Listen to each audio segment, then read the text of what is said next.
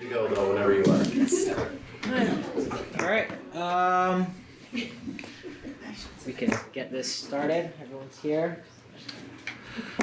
First, call the meeting to order at 6:05. And the first order of business is the Pledge of Allegiance. I pledge allegiance to the flag of the United States of America and to the republic for which it stands, one nation, under God, indivisible, with liberty and justice for all.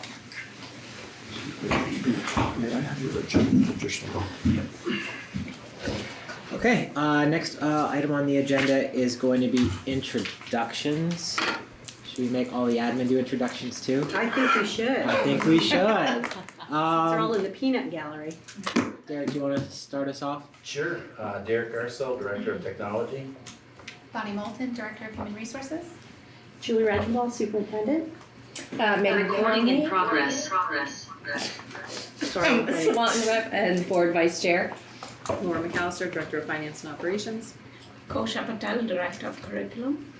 Renee Donald Martin, Board Chair. Tracy Pilbin, Highgate Board Member. Stephanie Gagne, Swanton Board Member. Elaine Nestor, Highgate Board Member. Peter Magnet, Franklin Board Member. Don Collins, Swanton. And if our admin could introduce themselves? Yeshua Bassina, Principal of Swanton. Justina Jeanette, Principal at Highgate. Jen Disorder, Director of Teaching and Learning here at MVU. Joyce Aiken, Franklin Principal. Bethany Miller, Director of Expanded Learning. Connor Bean, Director of Activities and Athletics here at MVU. Christy Martin, MVU Co-Principal. Dan Palmer, MVU Co-Principal. Jess Borbo, Assistant Principal at Swanton School. Okay. Eric Borger, Franklin resident, former board member. Okay. Amy Borgard, Franklin resident. Awesome. Thank you so much, everyone. All right. For next Purette is item, online. and Purette Bouchard, do you want to introduce yourself? My name is Pierrette Bouchard, Franklin Board Member. Thank you. All right. Okay, for next item, we have correspondence, visitors, and public comments. Is there anyone in the public who would like to make any comments at this time? Okay, and I do not hear anyone online. All right. Next item, we have agenda review. Is there any items? I have a question. Yes. I see that we have in number 12, a teacher leave request, which will probably mean executive session. Yes, sir. Who will be invited into that executive session? If you would please invite me and Bonnie. Bonnie and myself. I would like to request that Dan Palmer be invited. Certainly. Okay. I don't know if he wants to or not. But.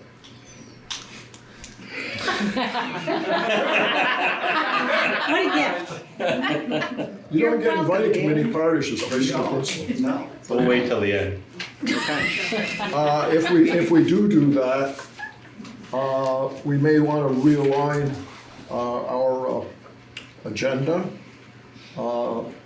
Looks like we have some stuff going on. I also noticed that we have the business office at number 11.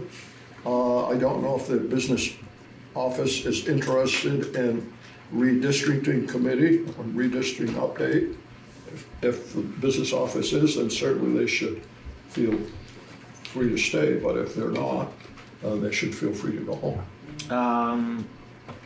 Well, it's right at the end of the meeting. Okay, So, all right, thank you. And yeah, we'll leave the teacher requests at the end because then we'll go right into executive session. But I will add Palmer to be invited into that. Can I make a suggestion? Yes, go ahead. Absolutely. I would like if we could switch number 9 and number 10, because depending on the information that I received, or we all received from the redistricting update, that may impact how I feel about the committee.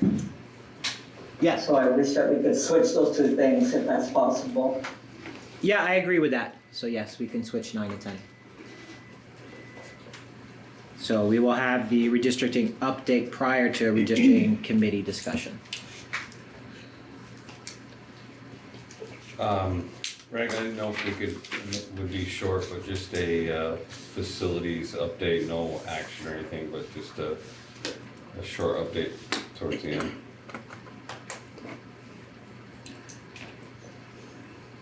We also have committees update for future agenda items, just so you know. For We do have a next committee meeting. updates on Yeah, no, not No, for this for the meeting, next for the agenda. next one. I don't know if, I'll be quick. okay. I'll just put that, I'll put that right before, right after the business office. Okay. Okay. Anything else? Okay. All right. Next is the approval of the minutes from August 26. Before discussion, can I get a motion to approve the minutes for August 26, 25? I'll make the motion. All right, Rose first. I'll second. Tracy second. Any discussion? Megan? We know, under item C, that there was, let me find it, sorry. Timelines were discussed as there's an initial deadline of September 29th. I would like it updated to reflect that is not a hard deadline. That did not come from the task force. It was a comment made by a community member. Or it be struck. You can make the adjustment to show that a community member mentioned. that Okay. deadline. Okay. And I'm sorry, I just want it to be clear that it's not a deadline. It's not a real deadline. It's not in any of their documents. So I just I don't want people to think there's a deadline that we might make or miss when there isn't a deadline. Okay, so we have that change. Anything else from the minutes for August 26? Okay, all in favor of adopting minutes with that one change to them, please say aye. Aye. All opposed? Purette? Thumbs up, okay, thumbs up is a yes, and it's flying. Flying thumbs Got a up. flying thumbs up, okay, so motion passes 8-0. You don't want to hit the wrong button. Okay, alright, next we have administrative reports. And first we have athletic director update. I'd like to introduce Connor Bean, our new athletic director. Why don't you come up? Awesome. So I have some small, wrong way. There's no wrong way. You can go anywhere you like. Anywhere you want. One? He'll follow you. I'll figure it out. Oh, yeah, we'll figure it out. We'll figure it out. We'll find a seat one way or the other. Perfect. Thank you guys for having me here. I have some small notes. Hopefully I printed off enough at least for the board members here today. They're just small notes. I'll kind of go into more detail as we kind of go on. Somebody this way. I'm the odd duck out. No worries at all. And any extra, you know. You wrote in there I have to help, so. Oh, you did. You get one. I passed it. Perfect. Yeah, these are some of the brief kind of topics we'll all go over in more depth, obviously. So obviously, good evening. I appreciate you all having me here. First of all, it's been a great start to our year.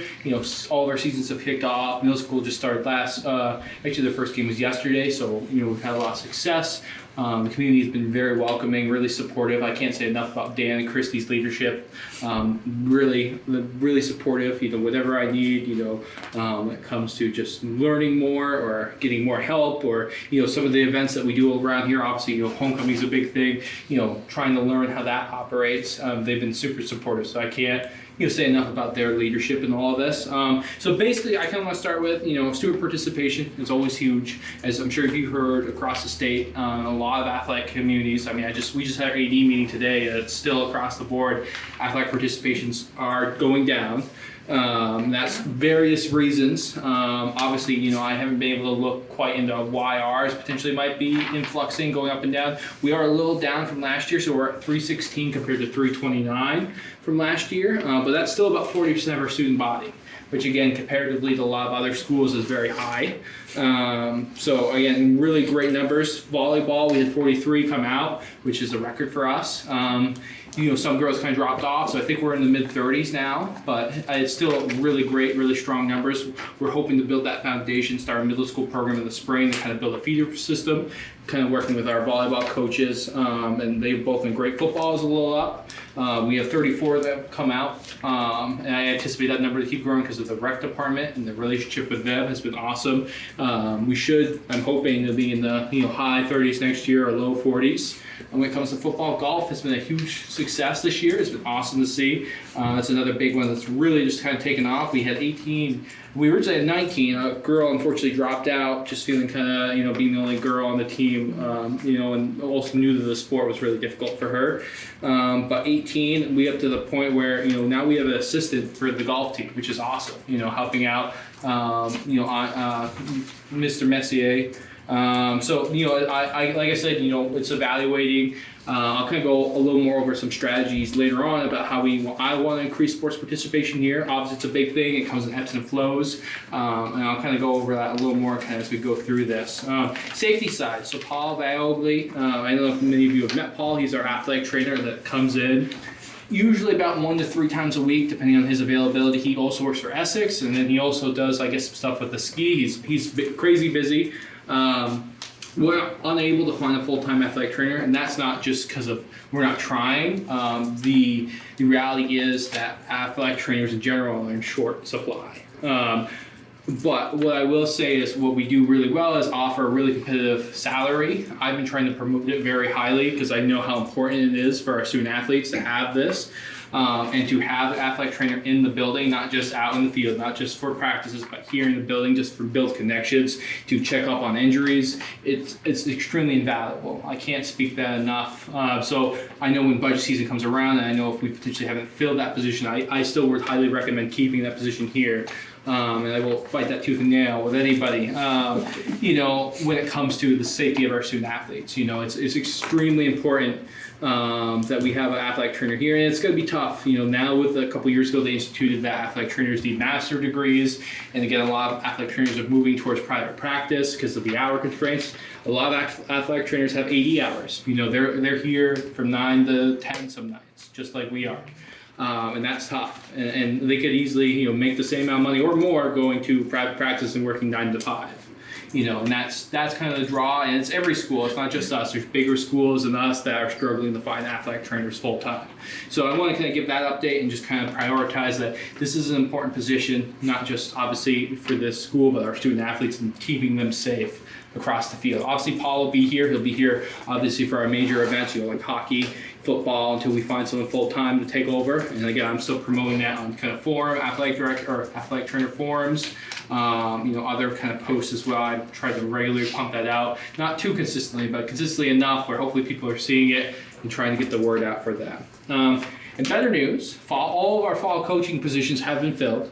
Which is awesome, which has been great. It's a lot of, trying to reach out to some unique sources or, hey, I heard this so-and-so might be interested, so trying to follow leads. But it's been great. I feel really confident in everyone we brought in. It's, following up with them and having a great success for a season. Now it's kind of turning our attention to winter. Obviously, we have some big job openings, varsity boys basketball, varsity boys hockey. Right now, we're taking applications. I'm working with Dan on forming committees for all of those. My hope is we have applications open for at least 2 weeks, at the very least, to kind of get applications in, build a committee or, get the committee together, go through applications, and if we have enough, cutting that application size down to 5 to 6, and then, going through the interview process, hopefully having a coach, I'm hoping early mid-October, not promising, but I'm hoping everything goes well. Just keeping that on board so you guys are all aware of kind of where we're at with that.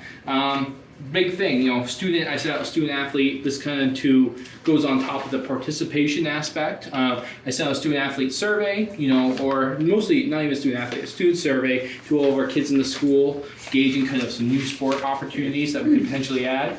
I think kind of, something that we could use to increase the sports participation here is looking into other alternative sports to attract alternative athletes, not necessarily take away from programs, but, getting the kids out that may not be playing sports. So stuff like bass fishing, stuff like bowling, stuff like tennis, ultimate frisbee is now a big varsity sport in Vermont. Trying to find sports that we can get kids out, increase the athletic participation, create, more school spirit is important to me, and I think it would be important to these kids as well. So my process with that is to kind of see what are the most popular, maybe having a group meeting with those individuals, and then pulling those results, and maybe doing a JV season or two with some of those sports to see kind of, can this be consistent? Can we keep this up?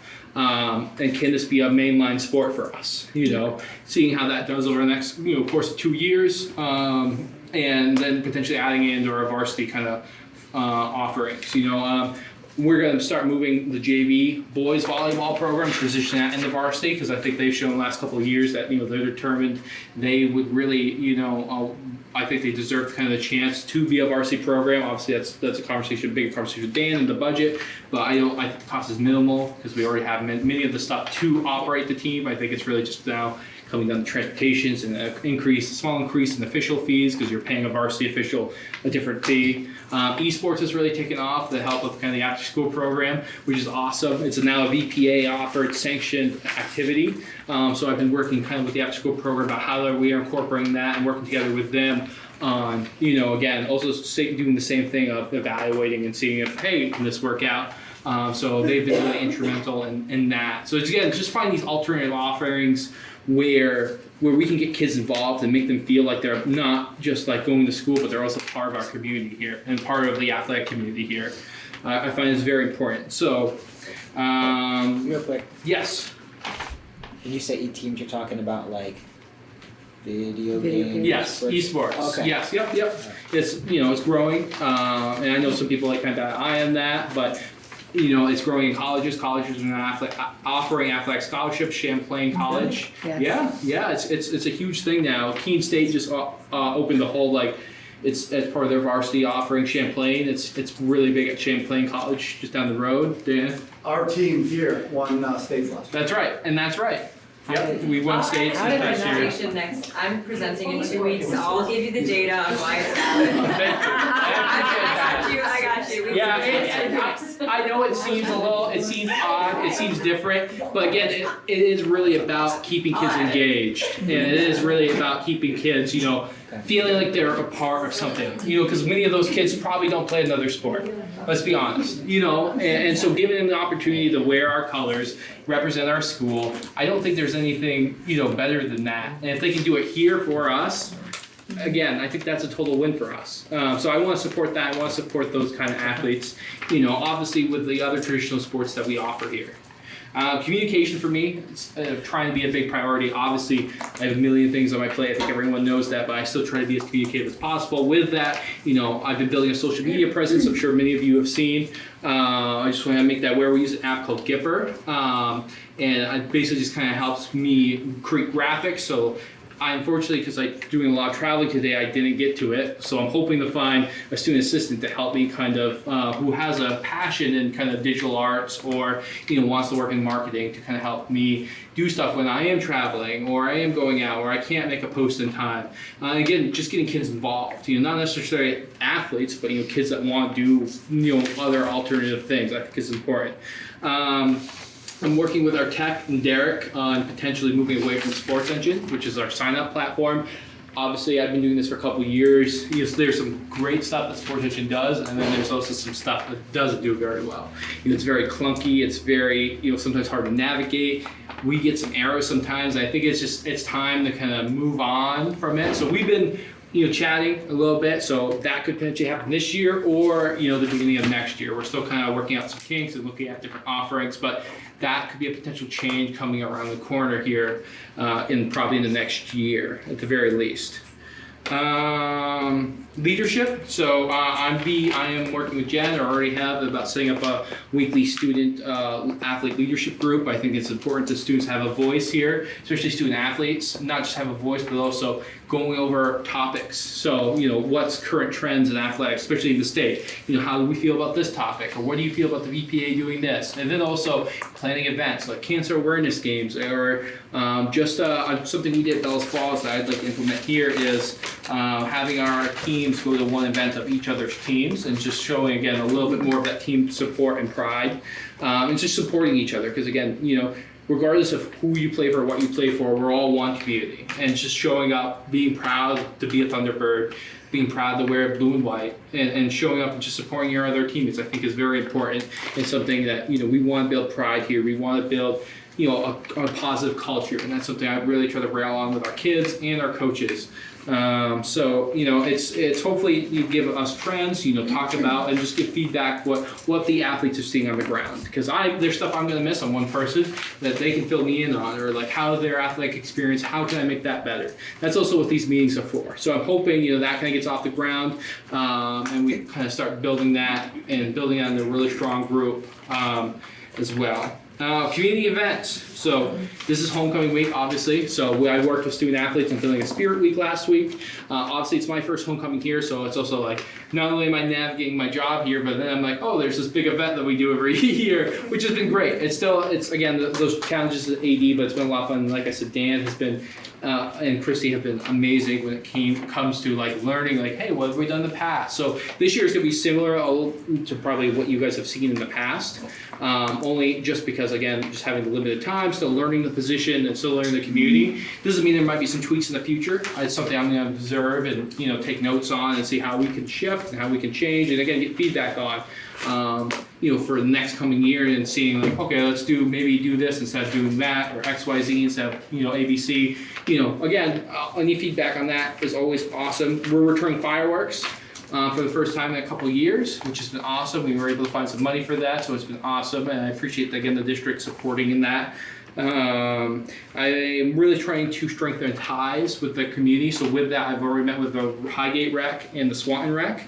Around just building relationships. I think it's key to build relationships with our feeder program, even though I'm not involved. It's just kind of knowing, hey, what are we offering? Hey, what's going on here, and how we can share and share similar philosophies when it comes to that, and also just again having that relationship. So when kids kind of come up, they're already aware of who I am and what our policies and our procedures and our culture we want here is.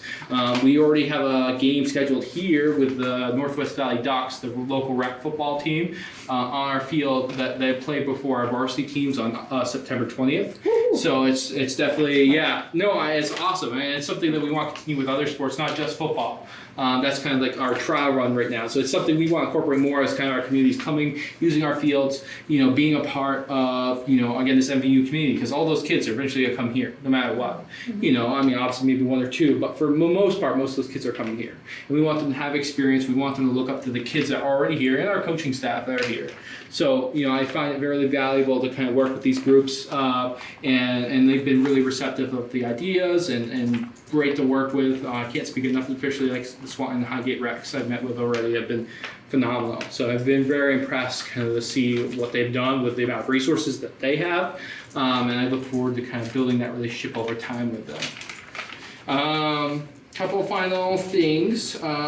Recognition, our baseball team received their championship jackets. That's been awesome. So we're going to plan a date in December 27th, right now it looks like, for People's Academy. It's our boys basketball versus People's Academy.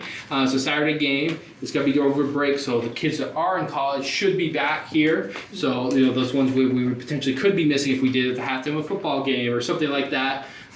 Would be here, which is great. And then we give out the plaques, we'd unveil the banner at halftime, my hope is, and have a large celebration and celebrating those student athletes there. It's kind of what my plan is. So yeah, I mean, overall, it's been a really busy, start to the year. Obviously, again, it's learning a lot of learning, a lot of doing. Obviously, it's been great, to know and meet members of the community, people coming up and just be, hey, whatever you need, just let me know. Has been awesome and really helpful. I've been really excited. The kids have been awesome. It really educational. Athletics is truly an educational experience, at least for the high school level. I can't stress that enough. What we do and what my staff does is extremely important for the development of a student's life. The skills that they learn through what we offer, not just in athletics but activities, goes with them their entire life. And I really want to preference that. And I know many of you probably are former athletes as well, so you get that. But I want to preference that this is, athletics isn't just a side thing. It is an educational experience. It is part of our educational offerings. It is education. And I find myself, when people ask me, I am an educator. I feel like I very strongly that, my coaches are educators and I'm an educator, and we are learning and we are teaching kids, valuable skills they might not necessarily get in the classroom, but they're getting, on the field and off the field through our teaching. So I really want you guys to, I know that athletics is very valuable here already, but just take that into kind of consideration as we're going forward of this position. And just in athletics in general. But I think I'm also trying to hold bi-weekly check-ins with my head coaches during the season. Just making sure everything's going smoothly, and we follow that up at the end of the season with feedback or review and whether they're returning or not. That's kind of the process I'm hoping to do. And it's just, right now it's just balancing the administrative work with building, more relationships with the students. Trying to make sure I'm not spending too much time in the office trying to get the administrative stuff done, and also trying to make sure I'm spending enough time building connections with our student athletes. That's kind of what I have to offer for today. If anyone has anything. Yes. First of all, thank you for joining our team. Yes. I'm very impressed with this report and what you've done so far. I appreciate that. Thank you. Feels like you've been here a lot longer to know what you've laid out here in front of us. A student athlete survey, I don't know if that's ever been done here, but I think that's a great idea, and I love the fact that these things came out of it. Because I think we just talked about this in the comments about Pillar 2, I think it was 2, of how to get other students engaged that may not want to go play football, soccer. Correct. So I love the themes that came out of that: bass fishing, bowling, chess, ultimate frisbee. I think we have unique stuff to, we'll pull, because again, athletic participation is down in the state, but how are we going to adjust that? How are we going to fix that? Yeah. Maybe it's offering unique, different sports that maybe we're unfamiliar with, or we're like, really? Oh, but it's again, we're going to attract a different crowd of kids that wouldn't go out for football, that wouldn't go out for basketball or hockey, or baseball. And also, again, just, making their experience here much more enjoyable. So it's definitely something in progress. Obviously, there's a lot more of that process that will be coming ahead, but it's that initial step that, we're trying to take to look and see what the students are interested potentially in. And one last question. Yes. Do you have a preference or about a stance on hiring coaches that may coach their own players? I think that's always tricky, or their own right? Kids, I should say. Yeah, I think that's always tricky. Kids. Obviously, we live in a society now where coaches are hard to come find, quality coaches. I think it's, I think if we go through the process, and to me, I'm not necessarily looking at that, I'm looking, are you gonna be a good coach? So that's, I think, where we're looking at them more. And, if they're giving me like, hey, I'm gonna be a good coach, it doesn't regardless, if your kid's an 8th grader or 12th grader, that to me is more striking than, sorry, I'll lose my train of thought, but that to me is more important. Obviously that could potentially be a consideration, but I think it's if, like I said, if they present with good coaching qualities, they have the background to coach a sport, it definitely would, we would look into it for sure. I wouldn't be against it 100%, but it's definitely like something that, would be like, we would have to look into, of course. That's all. Thank you. Yeah, no problem. Any other questions I can help with? Don? Yes. On your sports. Correct. In the past, when schools have added or grown a program, other programs suffer. What other sports and how are their numbers? I know we have soccer, cross country. Are their numbers holding up, or are kids leaving those programs? No, so obviously, again, this is my first year, so I don't know what some of the trends might be, but I would say most of the sports are holding up. So like, actually, I forgot to put it in my report. We have a varsity girls cross country team for the first time since before COVID. So I mean, those numbers are up. Boys soccer seems to be a little down this year. I think we started the season at 25. We got permission to add 8th graders on team for JV. Now they're up to like 28, 29. But I think that number is going to change. We have 18 8th graders at the 8th grade level. So even if 10 to 15 of those kids come out, we should be in the mid-30s next year. 35 for girls soccer, I believe, this year, which again is a reasonable number. Wish it was a little higher just for that depth of the JV side, but it's not bad. Field hockey, we're kind of averaging at 20 right now. But again, working with the rec programs have offered, middle school field hockey, or not middle school, sorry, I should say a lower level of field hockey for Highgate and Swanton with the Jays, and I don't know what Highgate calls their team, but again, they're working with them and trying to build up those programs. Yeah, I think that's always a concern when you think about adding a sport, but again, it's looking not adding. I'm not trying to add like wrestling potentially or like another sport. I'm trying to add like potentially like unique sports again that might not necessarily take away from. And you might get a couple kids that move from the football team to play, ultimate frisbee or vice versa. That's going to happen. That could happen, but that can happen with any sport we offer. In my personal opinion. So I think that's something tricky, but I feel like the sports that are on that survey wouldn't affect some of the other major sports that we have, in my personal opinion. Because I know when we put football in, there was concerns it would rob other sports, but it didn't. It was a whole different group of students. And that's the other piece that that's kind of what I'm speaking to is you're not necessarily targeting like a certain group of kids. Look, we're targeting a different group of kids than the football kids for certain sports. Like bowling, we're not necessarily targeting hockey and basketball players. We're targeting a separate entity of kids. And maybe, like again, one or two of those basketball or hockey boys might come out for bowling. And that's their choice. I don't want, again, I personally don't feel like there would be enough evidence to support that. And how are our cross-country numbers? Cross-country is good. Again, first time before COVID since we had girls cross-country. I believe they're in like the 10 to 15 range. Boys is a little low. I think they're in like the 5 to 6 right now. So we can still field teams for both, which is great. In the middle school, we'll have to work. I think something to do working with the rec going forward is maybe doing like a running club because our middle school numbers are a little low for cross country. So that's something I got to look into and just kind of adjust and see kind of what we can do to kind of get that up a little more. Ooh, excuse me. But I think for the most part, it's going up. Our girls cross country team actually finished first in their race over the weekend at Randolph, which was awesome to see. I got that text. I was like, oh, that's great. And that's awesome. And like I said, first time they fielded a team since 2019. So it's great for them to kind of go out in their first race and win it. So it's very exciting to see. I think that's going to be a growing side of things. Thank you. Thank you.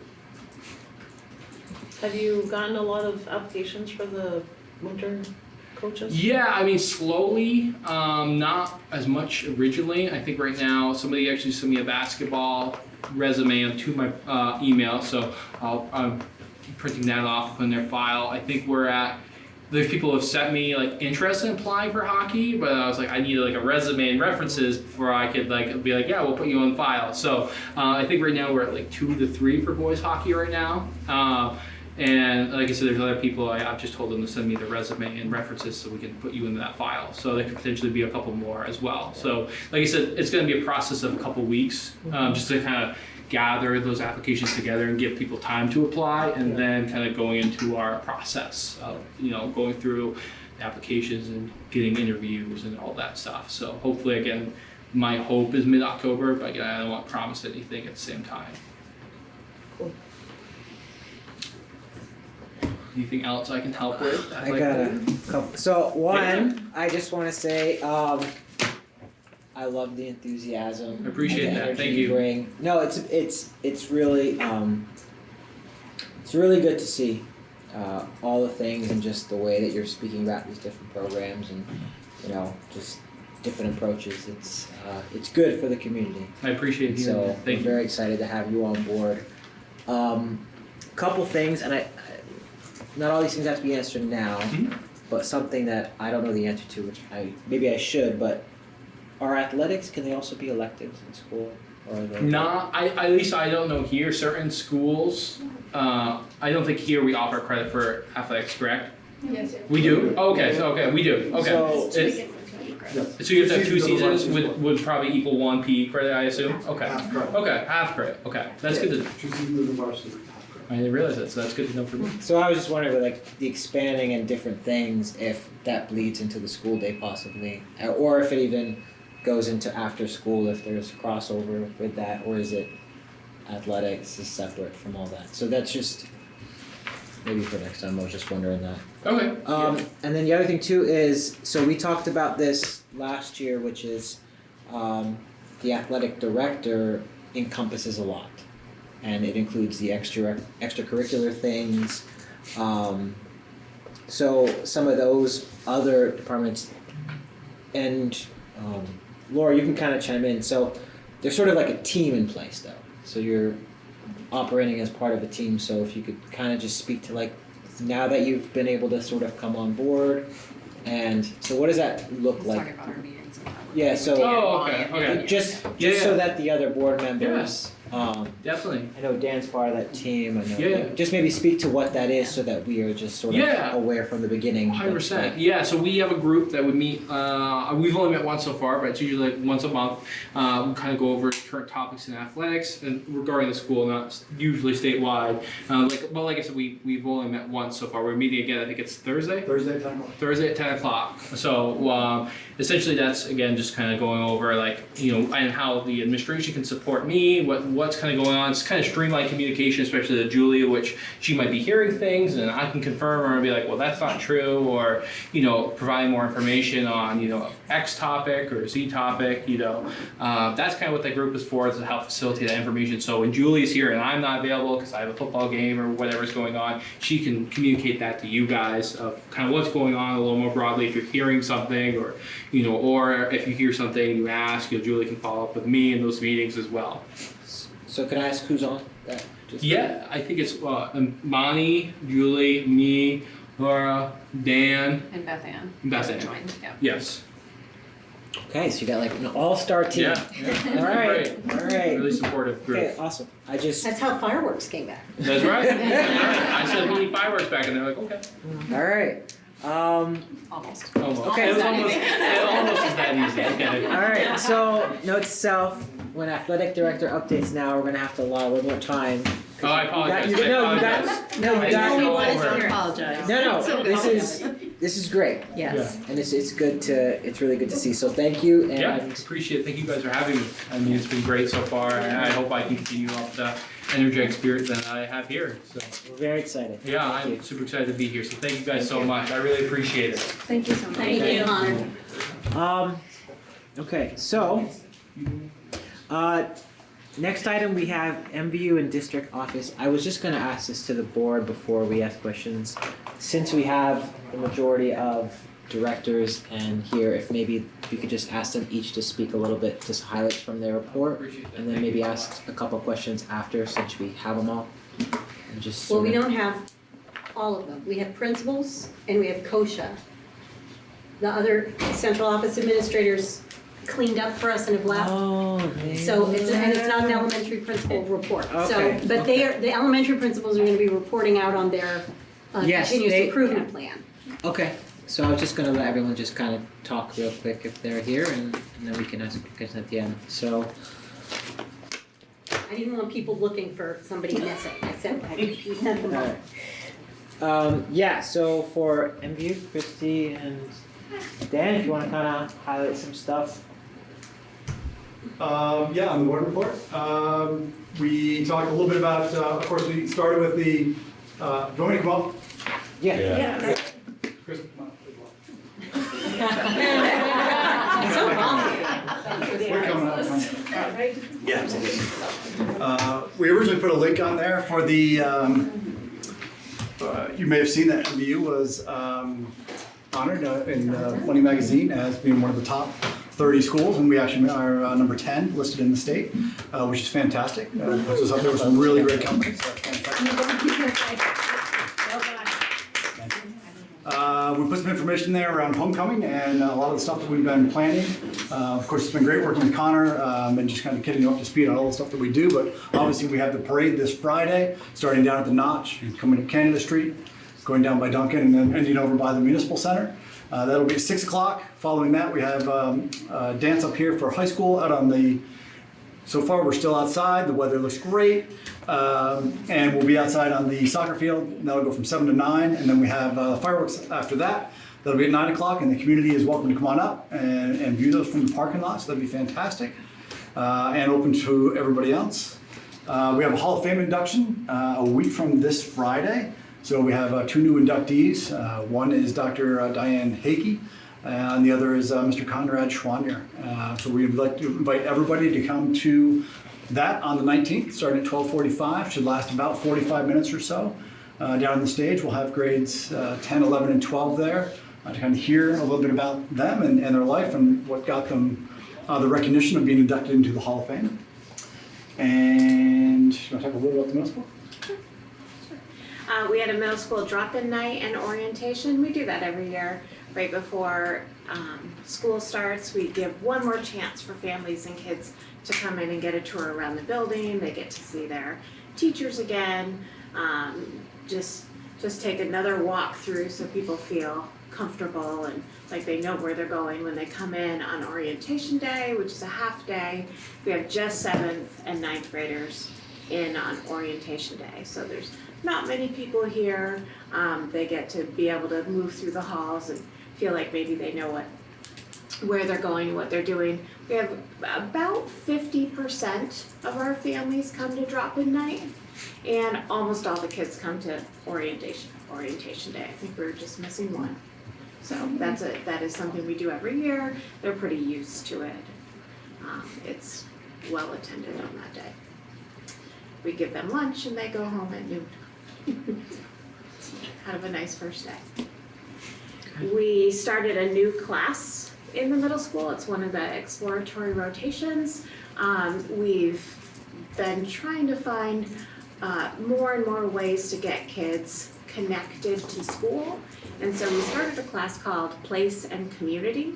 And the goal of that class is to build school connection and pride, to talk about where MVU has come from, some of the things that have been traditions in the past, some of the things that are different.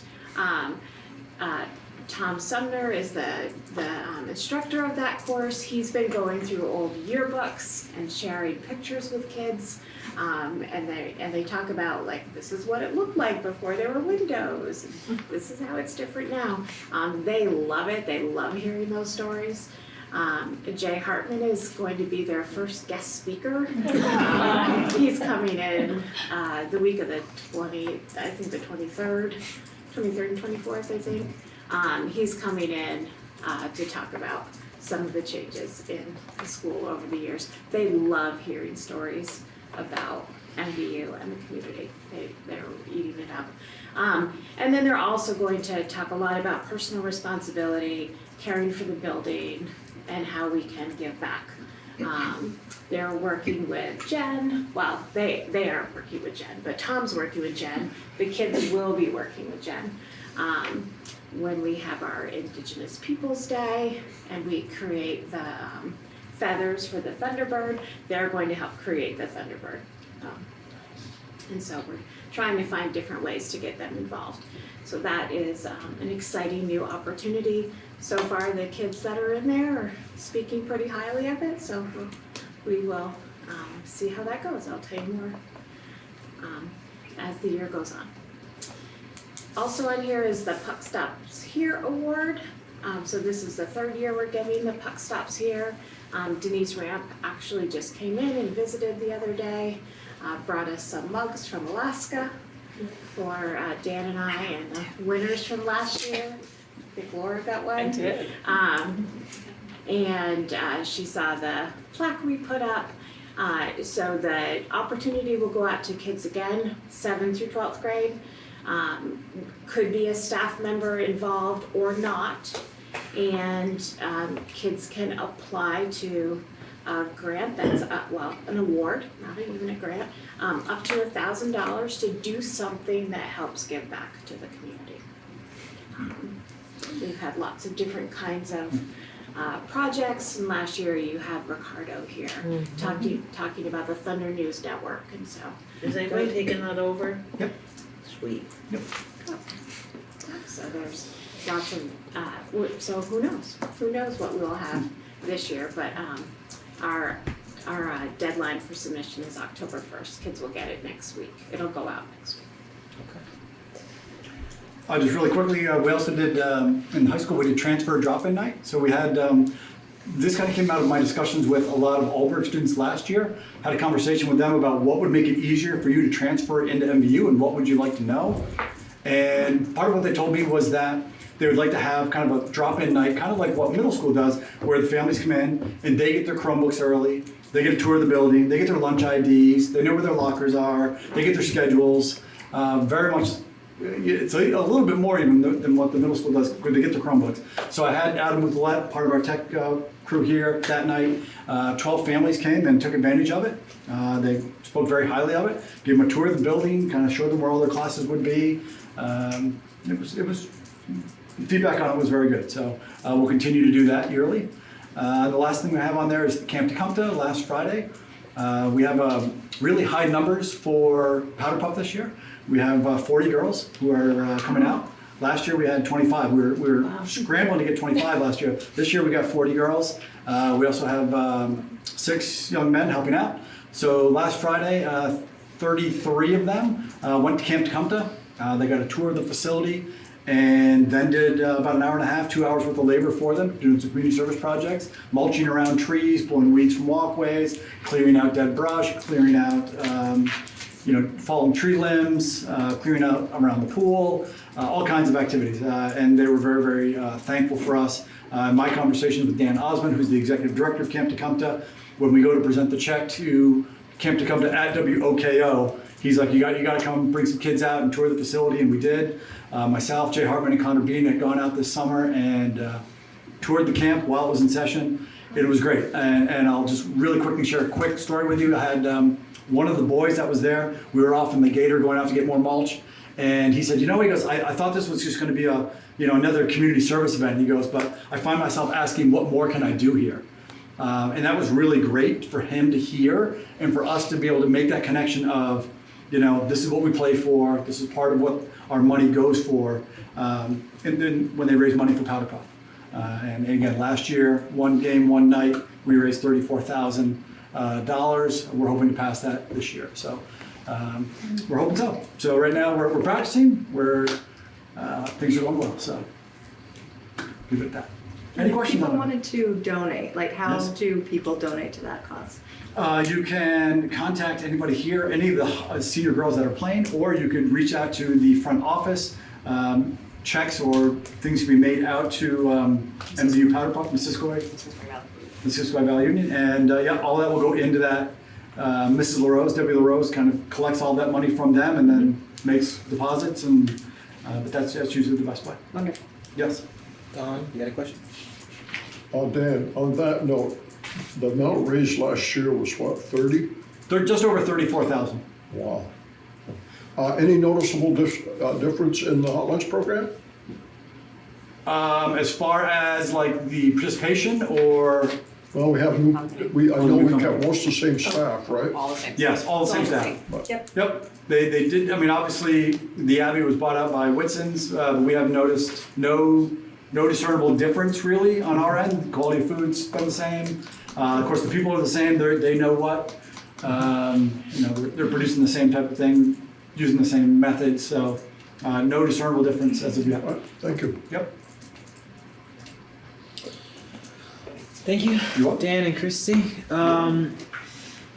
For the district reports, so I misspoke, not all the admin are here because they were helping out, and we have the continuous improvement plans. So I'll just say, are there any questions on some of the district office reports for anyone here? Or if anyone would like to talk about theirs, knowing that we have the continuous improvement plan coming up.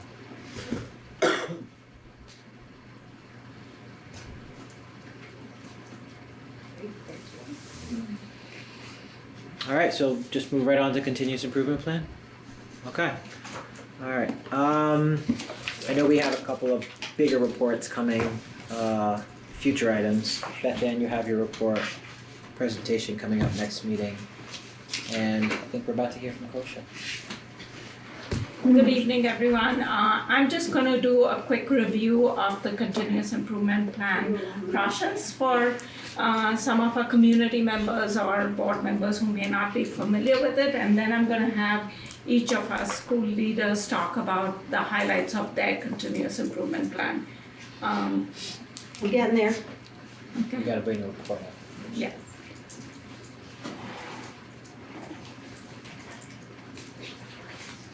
It's not sharing. You're seeing a different. Let's try that. There we go. Thank you. If you can go to the next one, please.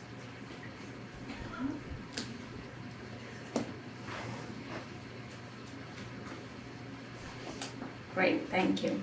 So really, the objective of today's presentation is to understand the new requirements for schools for the continuous improvement plan process, the process that we use in our schools, to learn about each of our 4 schools' focus for this year, and then to get board approval for these plans. So Vermont's model of continuous improvement is really built on the premise that all education systems can improve, and that these systems are more likely to be successful when they are data-driven, and that schools should evaluate and continuously revise their continuous improvement plans to make sure that they are effective. Next one. So as a district, we have been committed to really improving our schools every year, and I have presented the district level continuous improvement plan to the board in spring, and it had been approved. This has been submitted to the Agency of Education. This year, the new requirement is that we also present school level plans to the Agency of Education. The decision was made because there are requirements by the state as well as the federal law, and they wanted to consolidate all the plans into one template so that schools didn't have to create different plans. So that is the reason for it.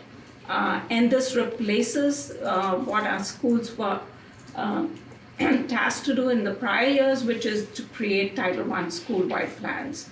So once the board approves these plans, they will be submitted to the Agency of Education. And this is just a quick visual of how we do this whole process. So we started it way back in spring of 2025. Each of our schools conducts a comprehensive needs assessment. They look at some problems of practice and really dig deep into what might be causing those problems of practice. Based on that, they use the logic model of if we do this, then it will result in this. And that's how they create their continuous improvement plans. Oops, I went too far. Oh.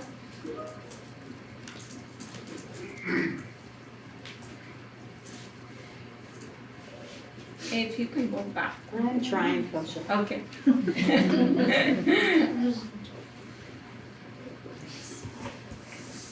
What's that? There's a weird thing in the way. You probably hit the arrow on your keyboard too, maybe. Will that work? There. Perfect, thank you. So sorry, I had to watch that.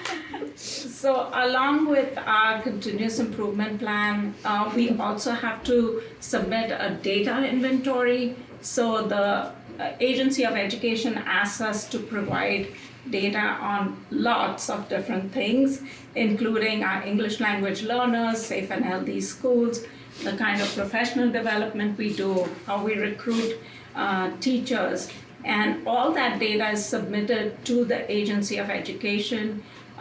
This is district-wide data as well as school-level data is submitted.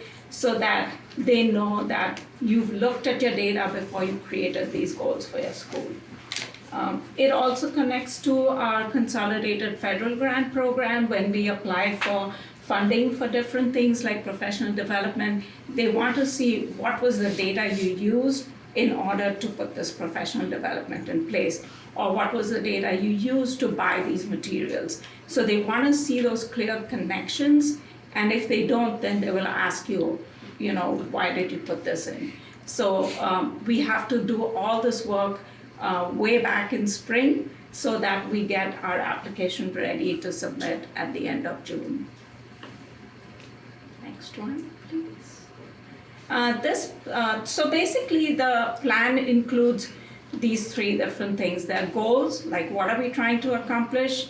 We put change ideas, what do we want to change that we think is going to result in an improvement, and then measures. How are we going to measure whether the strategy was effective or not? And next one, please. So the purpose of this continuous improvement plan is it becomes a guiding document for us at a district level and then for each school at the school level to help us really focus our work of school improvement. And we collect data and we analyze it all through the school year. And it's basically on these three different areas, which is safe and healthy schools, academic achievement, and then attendance, engagement, and truancy. So last year, as an administrative team, we decided that we did not want to keep changing our goals every year. And so we created a 5-year plan from 2024 to 2029. So we are keeping the plans, the goals the same. What we'll be shifting is some of the strategies that we are implementing every year. So that gives us a steady focus and a goal that we want to achieve in 5 years. But it also gives us what are those small incremental steps that we want to take every year to get there. And so just a reminder, these were the goals that we had identified in our district plan last year, and they have not changed. We are really, for our safe and healthy schools, focusing on developing a multi-tiered system of support and teaching the social emotional competencies at a tier 1 and then supplementing with tier 2 and tier 3. Academic achievement, we said we want to get to the goal of 70% proficiency in reading and math by 2029. And then attendance and truancy, really want to be responsive to the needs of students who may be at risk, and then to intervene in a way that would help to reduce some of the barriers that might be preventing those students from coming to school. Next one. So I'm going to invite our school leaders now to come up, and what they are going to do is share from each of these 3 goals what the focus for their school is going to be this year and what steps they are putting into place. So we are going to start with Swanton. Hello, everybody. Or should I say friends? Right. If you go to the next slide, please. So if you like that first slide, you notice that I put very similar things on this slide that were in the previous slide. If you click on where it says continuous improvement, that links our specific continuous improvement plan. We want to go through what Swanton's working on. So thank you, Julie. And so the highlight for us for the safe and healthy schools that I really wanted to promote was what we're trying to focus on is a few different things. We did hire an SEL coordinator that will come in and help us thinking about our social emotional learning and specifically our behavior matrix and what that's looking like to try to be super consistent at Swanton. A lot of it was very much so modeled from the work that I had done at Highgate. And the biggest 2 things are with that is Sarah Ward, that we're continuing our work for year 2 with our executive functioning skills, and she'll be coming in throughout the year. But the big highlight I wanted to note was the behavior matrix and expectations. That was something that we put into our PBIS handbook and our family handbook, and we actually noted those changes for families in red, so that way they could go through it, understand what are some things that we are expecting. And some of our families that we thought would like a heads up on what this would kind of look like and what our consistent model would look like, we actually did reach out to those families before school started, just to make sure they understood what it was going to look like. And if you do click on that chart there on the left, that is our behavior matrix. So if you click on it, you can then review it. It starts with our chronic minor majors, and then very specific majors and how we'll respond as a school with a number of offenses or incidents that occurs. And then the next one is going to be Jess. Our academic achievement and attendance, engagement, and truancy are 2 pretty big ones for us. So the academic achievement, we don't have any new initiatives like Julie had mentioned at the beginning, but we are really deepening staff, their knowledge into some of the programs that we already have up and running. Imagine Learning and ARC are 2 really big ones, but we also have Second Step for SEL curriculum. So we have our staff at the very beginning of the year during in-service created goals around one of those areas, and periodically we'll do during faculty meetings a chance for them to go back and review and look at those goals and adjust or reflect on different ways that they're engaging in them. We've got quite a bit of full school alignment to that, and I think that one of the best shifts this year is to our master schedule. So for the entire day, we've really just aligned what each grade level has for academic times and tried to be really thoughtful about not only ensuring that there's equity between grade levels, but that we've been thoughtful for intervention and special ed supports to be able to get into different classrooms, especially if they're working with more than one grade level. So being really thoughtful there. We also have some individuals that we've contracted to come in. So we have Brendan Schreiber, who is here to work with us for our math program. He's really working with teachers around first instruction and really ensuring that we're getting after that problem-based learning. We also have Christian Quartermont, who is not a stranger to Swanton. He's going to primarily be working with special educators and interventionists to talk and deepen their understanding around what that tier 3 model could look like for kids. And then we have Caitlin Daniels from ARC working with us again this year. So nothing new, but really going into some depth within those programs and giving some more PD. Attendance, engagement, and truancy is one that's near and dear to my heart. Really working with families to try and knock down some barriers to students accessing and coming to school each day.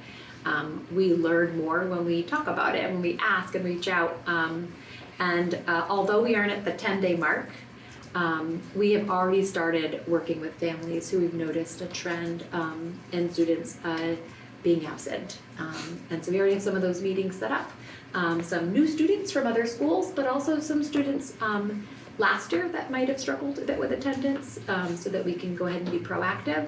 Our work with Celine is invaluable. She is a really big asset to our schools and will go to homes and help families in the mornings with various things with getting their kids to school. And that is such a huge help for so many families. And then once she works with them and gets them into school and getting into that routine, right, you see them blossom because they've developed friendships and relationships with staff. And then we see the pattern shift, and we see them coming to school a lot more. So we were pretty aggressive in how we were tackling some of our attendance last year, and we're going to continue that and make sure that we're working really hard to ensure that kids are coming to school each day, if they can.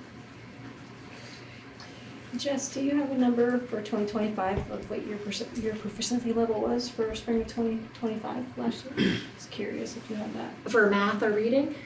Yes. Not off the top of my head. Okay. I was just curious where your goal was, and I then bet where Kosha you does. I was just wondering where you were at last year, and then your goal set at 60%. So I was just curious as to where you were, and then where you want to go. I mean, I can look. I can find it with a click of a button. But basically, the guidance is to plan on around 5% improvement from last year. Okay. Because remember, our goal is 70% by 2029. Okay. And I told them, I said, if you get to the 70% before 2029, fine. But we want to make sure that we are doing at least about 5%. So that's probably set more around 5%. Yeah. Okay, thank you, I just was curious. Thank you. I like the exact number, but Yeah. I'm a number girl too. I we guess do, you- yeah, we do look at two different things. So we look at proficiency, and then we look at like a growth. So we can tell if kids are making high or typical growth, like a moderate growth or low growth. And so we really will look at that because we do want to know, do we have kids that are proficient that aren't growing, right? Or do we have kids that are not proficient that are actually making a ton of growth? So we do like to really dive into those numbers, and we have a whole data day, a couple of them, throughout the year to really dive into that and be able to look kid by kid to see where we're at. And then we can also look at like our intervention population, right? So how is our intervention system working, right? What is the data telling us? That can be really helpful in some of those areas. Awesome. Yeah. Thank you. So it was 50%. We're ready to boost it. 54%. 54, okay, thank you. In reading, and yeah. So this last slide that I included was something that I presented at in-service to our staff, just so they understood what does it look like at Swan Elementary School to say, this is where we are headed as a staff and as a school. And so I was trying to say to them, here are the three committees of our continuous improvement team, and then below all of those is how we're going to get there in the various ways that Swanton is doing that specifically. So I don't have to go over, of course, all of it, but I wanted staff to understand there's a purpose as to why everything we're doing is trying to lead us to meeting our continuous improvement plan. I even tried to, color code, make it nice and pretty. Yeah, thank you. Yeah. Not me, just so you know. Oh, I thought it was you. Are you sure? Yeah. So just real quick for you, Yeshua, so of the three focus plans you have, is it, in your mind, like equally distributed in terms of attention, or do you have one more that you're dialing in a little bit Great more? question. Kind of like how Jess has started, I feel like we're going to continue to coast for the academic achievement, and for me, the attendance. I think we're those two are areas where Swanton is doing pretty good right now. Not that they're not doing well in the last, And we won't take our foot off the gas. We're just gonna keep doing what we're doing, really. but it does feel like within the safe and healthy schools realm, that's where we're really trying to, because that also where it comes in your culture and how people are feeling about consistency within the school and how we're responding to behavior, and I think that's where it feels like as a school will be my focus, at least for this year. Okay. Thank you. Thank you so Thank you. much.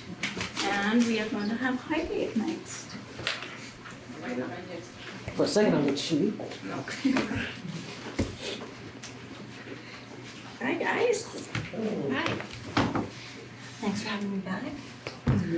Let's see here. So you're going to hear a lot of similarities, like has been previously said, between the schools. So I'll kind of skip over where there's a lot of repeats. But for safe and healthy schools, we're really looking to continue some of the work from Yash. I did joke that he should just present for Highgate too, because he did all of the legwork, right? I've only been with staff for a few weeks since they came back for in-service. But ensuring that explicit instruction for our SEL priority standards by all staff, and as part of that, we have non-classroom teachers paired up with classroom teachers to work on our second step curriculum and carry that out. So it's a consistent message for all teachers everywhere you are kind of in the building. Embed some targeted executive functioning teaching within the classrooms to support student success. Our school counselor has some work that they are doing in that realm that we're starting to unpack. So we're excited about that. That'll be something new. Streamline and unifying intervention. Really, I probably should have written referrals across BST and clinical teams, and just trying to see there's some shifts at Highgate with Stacy's work going to Highgate, so that to Swanton. Sorry, we're all just one big mixed family now. So kind of redefining what that looks like with Colleen joining us from central office. And just kind of seeing how we can smooth out some different processes there. And we're engaging in our consultation and professional learning with Joelle Van Lent and Jessica Minahan, which was some PD that teachers received at the end of the year in June. I missed that. I hadn't started yet, but I did sign up for a training for that that's coming up in September to get kind of caught up. And we have a book group that Coach is leading within the district too, which is going to be really helpful for me in my learning there. Academic achievement, very similar to all of the schools. We're working on building our teacher capacity in math through our coaching with Brendan Scribner. He was actually at Highgate today, and I got to sit in on a couple of those PLCs. And additional math PD for the interventionists and special educators with Christian, like Jess had mentioned. That's both of our schools are doing that together. Continuing our implementation of the ARC reading program. We just have a different coach doing that. That's Jen Zollenberg in Highgate. Working on establishing routines for read at home. That's new this year. I haven't unpacked that in its entirety, but I know that work's already been done, where we're going to really be pushing reading at home with our kids and our families, and doing some more focused work in that area for literacy. And then we want to increase our enrollment and participation in our tutoring program. I think there was some struggle. Our numbers weren't quite as high last year as Highgate as we'd like to see. Whether that's just an off year or by something that we can improve upon, we'll work to unpack that and really try to boost the tutoring both during the school year and during the summer. So there's two parts to that. Attendance, engagement, and truancy. Similar to Jess, I really enjoy working with attendance. I feel like that's the root of all the work that we do. If kids aren't there, everything else is kind of for nothing. So really looking at our family engagement data to establish some growth goals. When we say we had a lot of parents at an event, or parents were really engaged, how do we know that, and how do we increase that? Strengthen our collaboration with our work with Celine, and I think that the last couple of years, I certainly wasn't here with the district last year, but the year prior we had started to have Celine come into some of our attendance PLCs at Swanton. I think Highgate started that practice last year too, and that was effective. So how do we continue that work to work with some of our most truant kids, and then stay focused on our less truant but more at-risk students, and then just supporting the committee's work, ongoing work with attendance, but we really want to focus on our younger grades. And I know I had mentioned that for those that were in my interview, and we now have a district attendance team, which I was on when I had left. Having some struggles personally with being, like at Swanton, being in the Babcock building and supporting kids and families with attendance, and then 8 years later, still supporting some of the same students and the same families, just really started to feel like some spinning wheels, and so how do I try to flip that and do something outside the box, and really trying to do like a super power move on our K-1 students that are struggling with attendance and break that cycle in the early years. So I think which like Jess said, that the expression, we're not going to take our foot off the gas for the other grades, but how do we maybe try to break that cycle in the early years? Because probably all the principals will say it's the same struggles, and how do we try to break that? What can we do differently? Where can we put some extra power, some extra juice into the efforts? So, okay.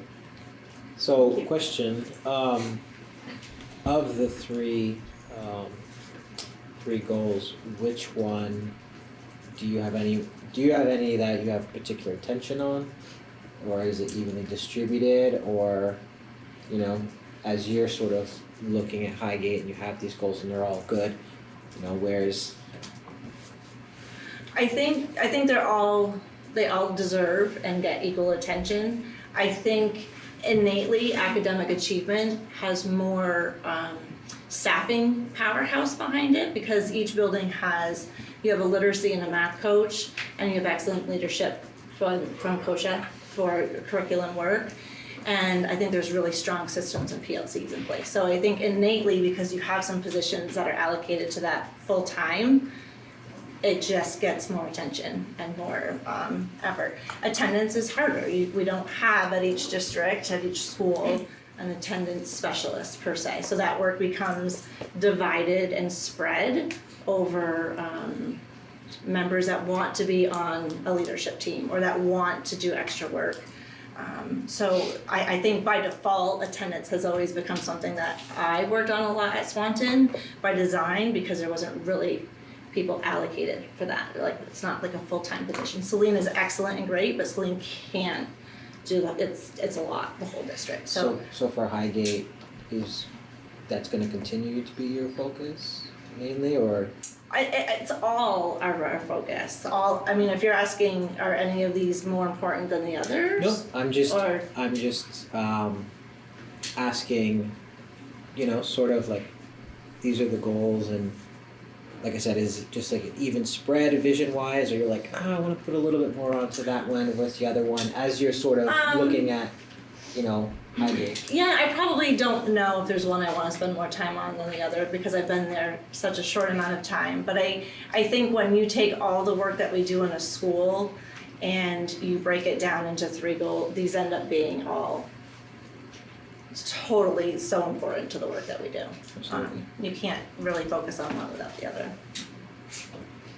I just want to mention here that Justina came on board in July, and we had done the comprehensive needs assessment in springtime, but she just jumped right on it and embraced it and has done a great job of really learning about Highgate's continuous improvement plan and making sure all the pieces are in place before we were ready to present to you. So I want to give a shout out to Justina for doing that. No, it's great. I have a quick question. I think it's probably more for Kosha, but you mentioned the Read at Home program and pushing that out. Is that going to be district-wide? Yes. Okay. So we had talked about it. We had maybe talked jumped about in. it last year, and then we did make a decision at the end of the last school year that we were going to introduce the home component of reading. And Highgate already does parent conferences at the beginning of the year. And Edna, their literacy coach, told me, she said, guess what parents like the most? We told them that they have to make the kids read at home. So she said parents have been asking for it. We are going to require kids to read for 20 minutes a day. There will be no grading attached to it, so kids will not be penalized if they don't. But based on all the research, we know what a huge difference even 20 minutes a day makes. So it is something that's going to be pushed out in all our elementary schools.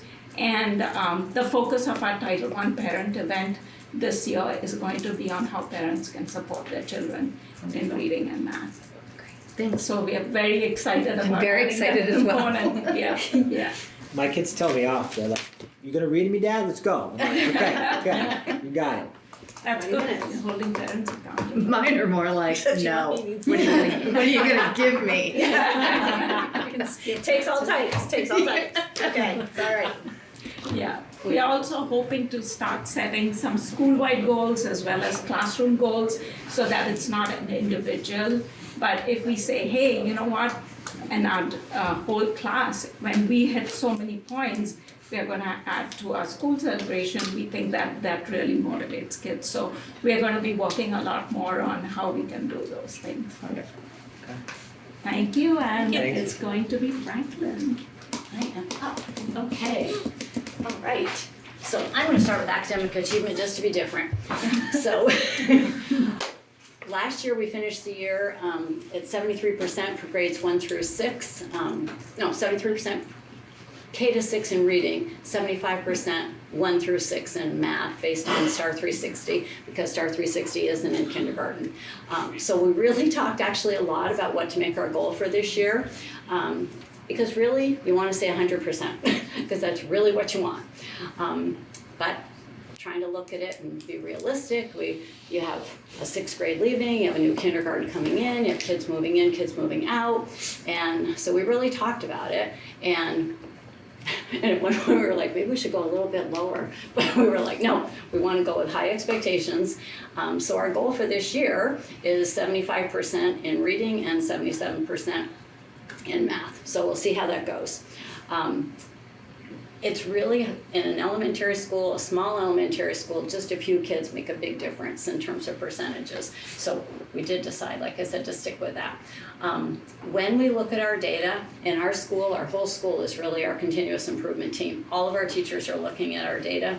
They're looking at every student and the strengths and needs of that student on every assessment. Then we're looking at it as a class.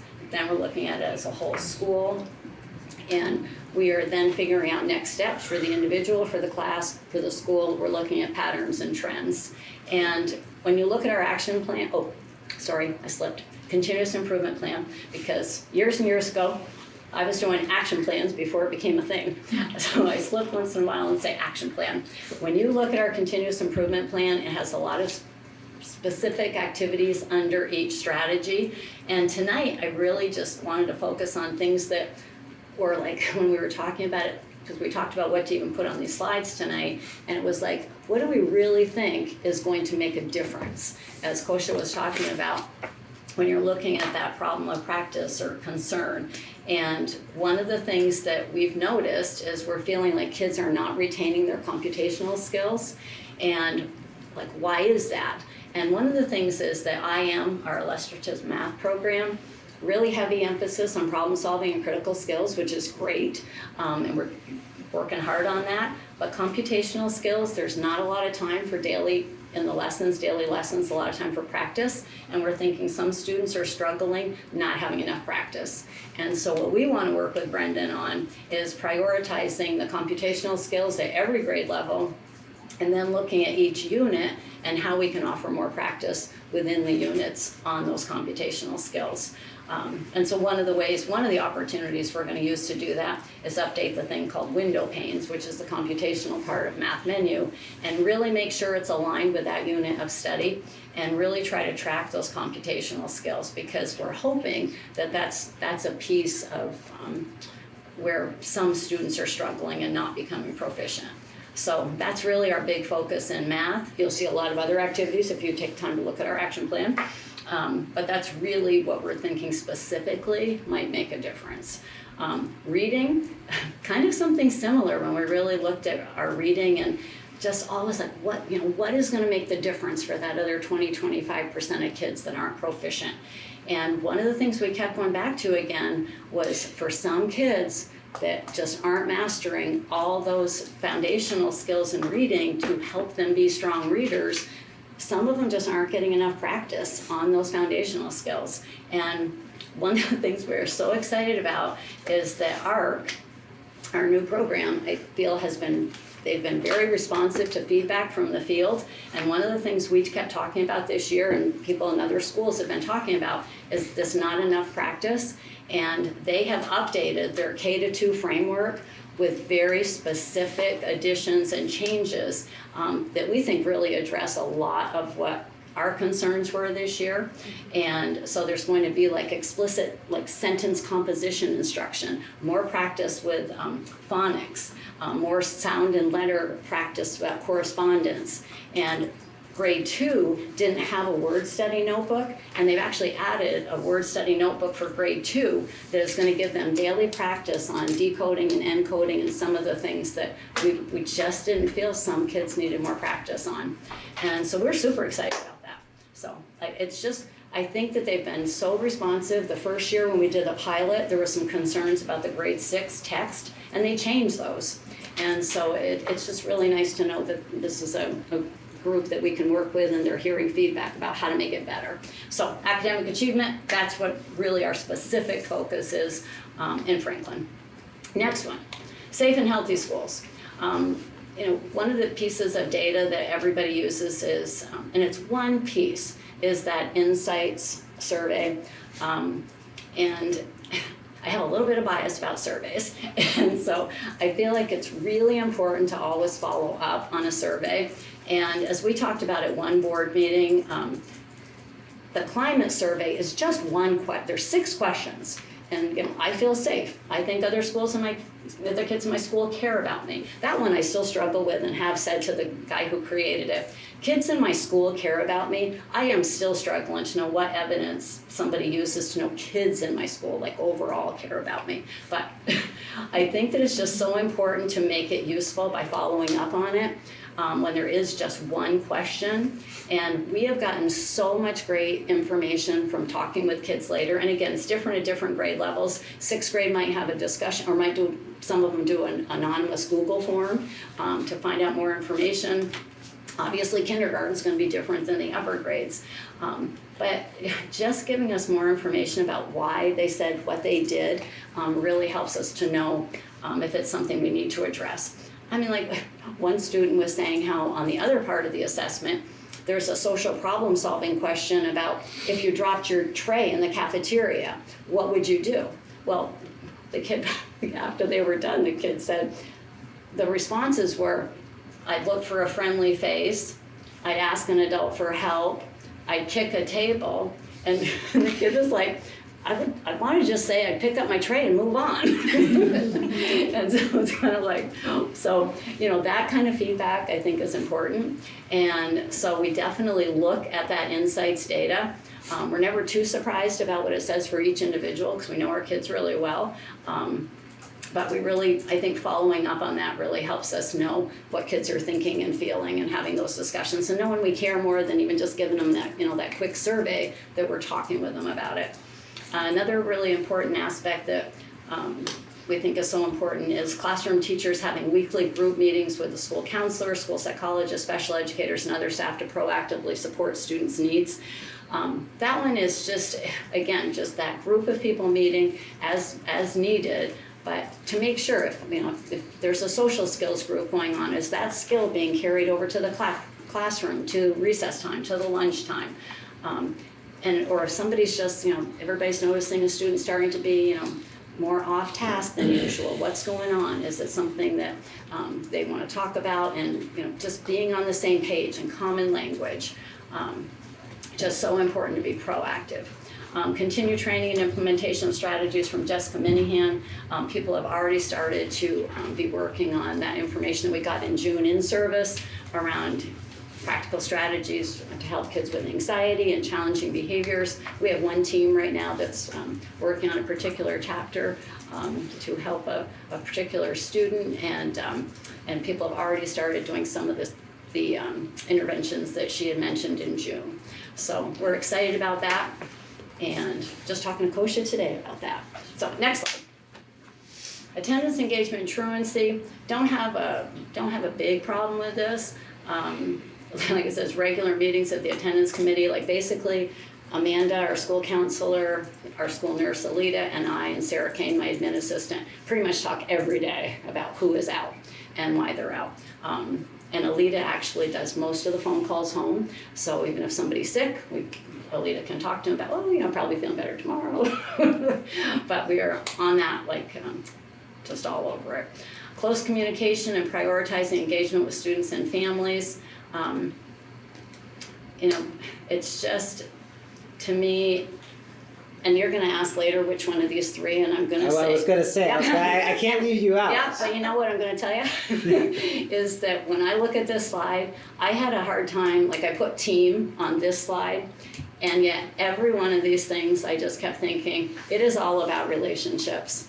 And so whether it's attendance, engagement, or truancy, or it's safe and healthy schools, or it's academic achievement, every one of them, it's the building relationships with kids and their parents, and that's what makes it all work. And none of them is more important than the other. To me, it is, because I will tell you, over all the years when we have kids move in and maybe have had serious issues, I'll say from another district moving in, and sometimes say, oh, you're a small school. It's not about being a small school. We work so hard on building that relationship from the day they register. I take them on a tour myself. We talk to the teachers from the last school. We don't just look at their file. And we spend a lot of time getting to know them before they even start. And some of those kids that, I've heard the worst things about when they come in, sometimes never see that. Mm-hmm. And it is all about building those relationships. And So, and I just said that to people at back to school night the other night, all kids are gonna be most successful when there's a partnership between home and school. And I don't care if it's a kid that struggles or a kid that the work comes easy to, they are gonna be most successful when we're working closely with home. And as far as attendance, the teachers wanted me to write some of the things that we do because they went, because the wake-up calls was something that we had a student that his parents went to work early, and I called him every day when I got to school at 7 o'clock. I called him every day. And he eventually came around. But you know what? I love doing it even, to talk to him every day and just kind of get his day off on the right start. And, you know, like when I look at that, there's research around if you just have a personal greeting at the door by a teacher, academic engagement goes up and disruptive behaviors goes down from just saying hi at the door to a kid. So to me, it's all about relationships, and that's what makes it all work. And I think that was my last slide, and I'll get off my soapbox. Thank you, Joyce. Any questions? You said 50% of the students. I can't imagine that's a very big number. What'd you say? Where you're saying you're going to take, I think it's truancy. Oh, back on that last slide. Increase of 50%. Oh, yeah, no. I was gonna say, that can't be a very big number.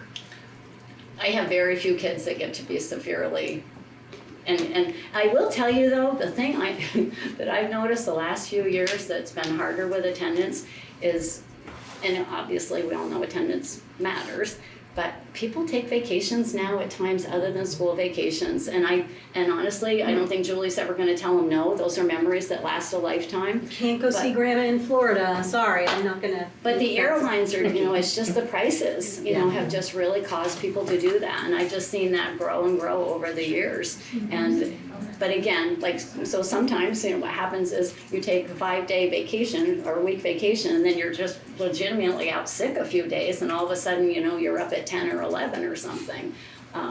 But no, we don't have a lot of severe. But I will tell you that I did want to have that on there though, because one of my things this year is I want to make sure that we jump on it even sooner than we usually do, and offer some support a little bit sooner for when we've seen a pattern with a family in the past, just getting on it even sooner. So, thank you. Like day 2. Anyway, any other questions? No. Thank you. Thank you. Sorry. Great.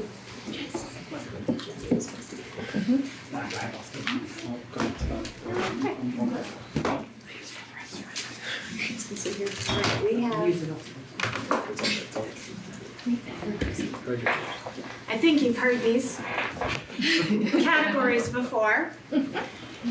We, at MV, we do something very similar to what you heard from Swanton for sure, and I think Highgate does it as well. Our leadership team, which is our admin group, department leaders and middle school team leaders get together weekly, and every other week we're in working groups, and our working groups are these 3 categories. So Jen leads one, Dan leads one, I lead one. So I lead safe and healthy schools. Our goal is very similar to the others in the district, that we're trying to build a multi-tiered system of supports for all of our students. And we're also trying to teach and reinforce the social emotional competencies. To do that, one of the things that we do is we use what's called developmental designs, which is a research-based approach for middle schoolers. All of our middle school core teachers and almost all of our supporting teachers have been trained in developmental designs. Some have even done what's called DD2, so the higher level of developmental designs. And that works on building routines, teaching routines, what are the ways that you build relationships, how do you build community, how do you teach for learning, how do you teach for executive functioning, what are the things you do. And so it is an approach, and that's why we do it school-wide in the middle school. And we collaborate across the building, high school and middle school, with our expert consultants. You've heard their names. Joelle Van Lent, Jessica Minahan. We've done some work with Corey Smith, and we've done some work with, it's lost. Auditing. Yeah. Development. Yes, yeah, we did have a consultant from developmental science come and do some individual coaching. Thank you, Coach. We talk a lot about instructional models for intervention. How are we going to teach universally, but then when kids need more, what are the things we're going to do when they need more? We have kicked off a small group tier 2 intervention, which is a lot around goal setting. So here are the places where you kind of get tripped up that are hard for you during the day, that are things you struggle with. What kind of goal can you create, and then how can we support you to meet that goal? And we started doing that last year with small groups. We're going to continue. It's only the 3rd week of school, so we don't have a small group that we have gotten together yet. I have a couple in my head that'll probably be around by the end of the week. Not yet. And then we do a lot of work through high school Nest and middle school homerooms in terms of instruction in SEL competencies.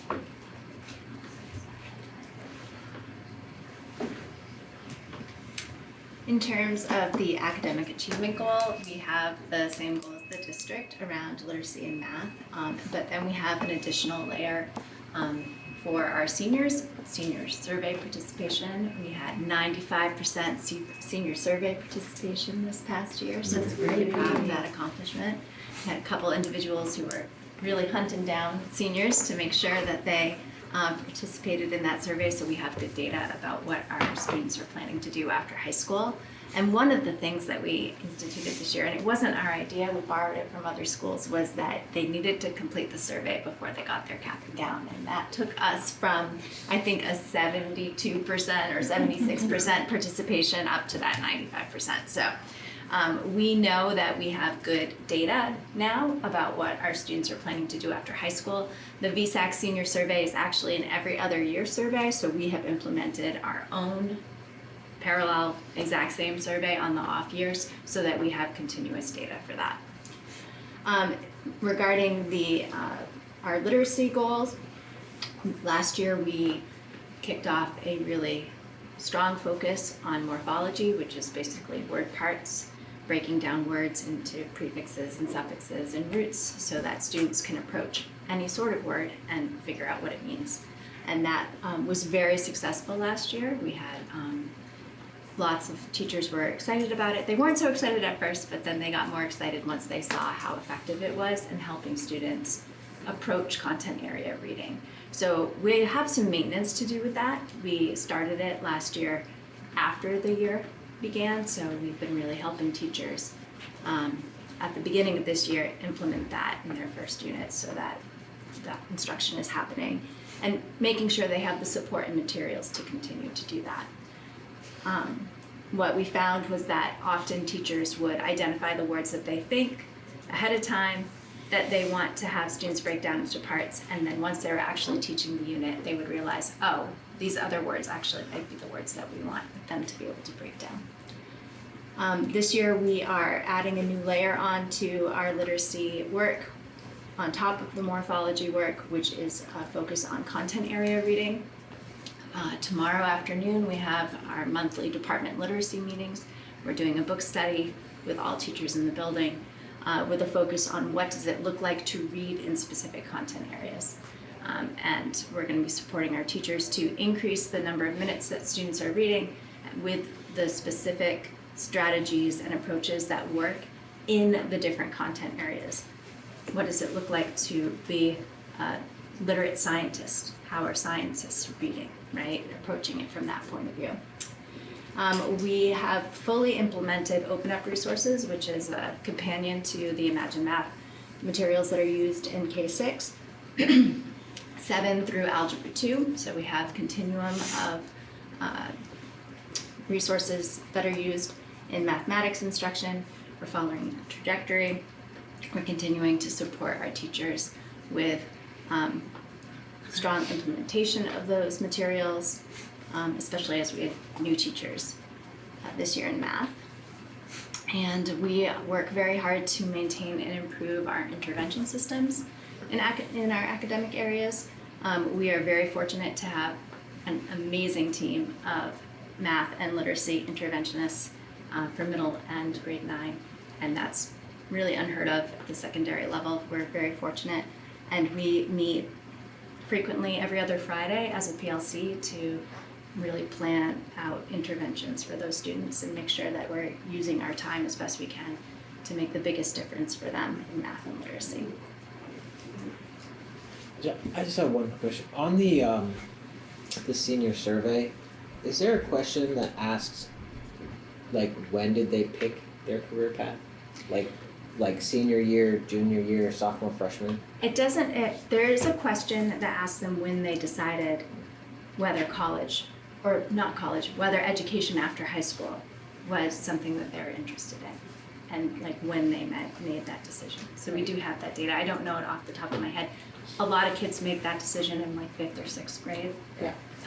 But most, it's more like 10th grade is when they start to really narrow in on that. Because I just remember the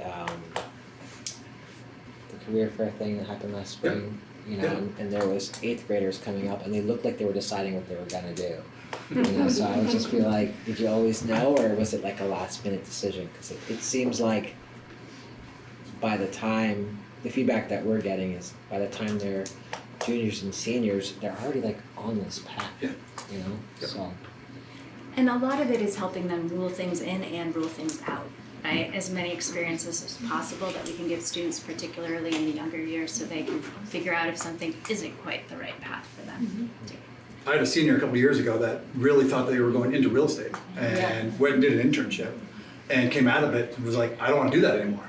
And to me, that was fantastic because they're now not going to go to college and spend 2 to 4 years studying to do that and then get into it and not like it and enjoy it. And so I'd rather have them, sorry. No, I hear what you're saying. It's fine. It's fine. Okay. That's right. Well, I mean, that was something that was, I mean, from very early on when I spoke with the student, that's what they wanted to get into. And so when they did the internship their senior year, the work-based learning experience, they were like, oh my God, no, I don't want to do that anymore. And totally reshifted what they wanted to do, which to me was fantastic because so many kids go on to college thinking this is what they want to do, and they spend 2 to 4 years. Lots of money to get that degree, and then realize that's not what I want to do. So. Thanks, Dan. Yeah. Thank you. Yeah, the last one, the attendance engagement goal, very similar to what a lot of the other schools are working on. We do, I meet with Celine almost daily, but we do have a truancy data team that meets weekly. It's myself. It also includes Devin Quinlan, who is our EST and 504 coordinator. He's got a lot of information, so a lot of kids can be put on EST plans. Tyler Miggs, our director of guidance, and Celine. So we meet to talk about kids, and maybe guidance sometimes knows why kids are out a little bit more. Maybe I know, maybe Devin knows, whatever that may be. So, but like somebody had mentioned before, going on vacation, things along that line is really taking off. Continued outreach to the state's attorney's office to go, I don't want to say go after, but kind of pursue those cases of kids that are chronically truant. We'd like to see a little bit more cooperation with them, but we continue to reach out to them and try to pursue those.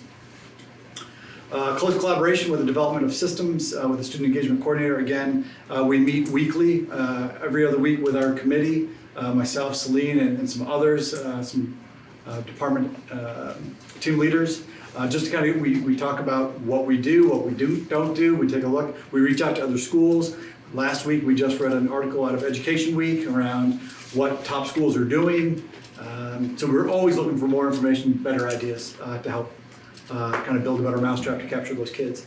And we continue to try to build a sense of belonging and community at the school. Just create more events that we capture kids in. Kind of what Connor was talking about earlier tonight, of just other ways to get kids involved in the school. It doesn't have to always be athletics, it could be chess, it could be whatever, but something that's going to capture them and get them in and kind of find their group. And one of the things I was talking to Taylor, LPC, our after-school coordinator tonight.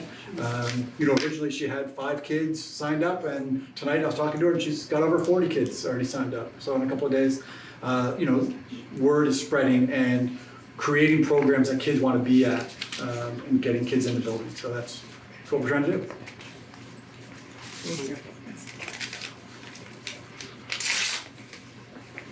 Any questions from the We're super excited about our little Thunderbird icons, if you noticed that. We have a whole library of them right now, and like that. The weightlifting one is particular. It's ChatGPT. Do we get stickers? Because now I'm like, I know. I got one on my computer. We can get you stickers. I don't know that I can get you them tonight, but I can get board members the literacy stickers for sure. There's 2 styles. There's the serious reader, and then there's one that's a little more artistic. So cute. Know what I'm doing tonight. That's like a paid version, unfortunately. There's a paid. So, we need to vote. Yeah, I'm just gonna end, Julie, if you can go to the next slide.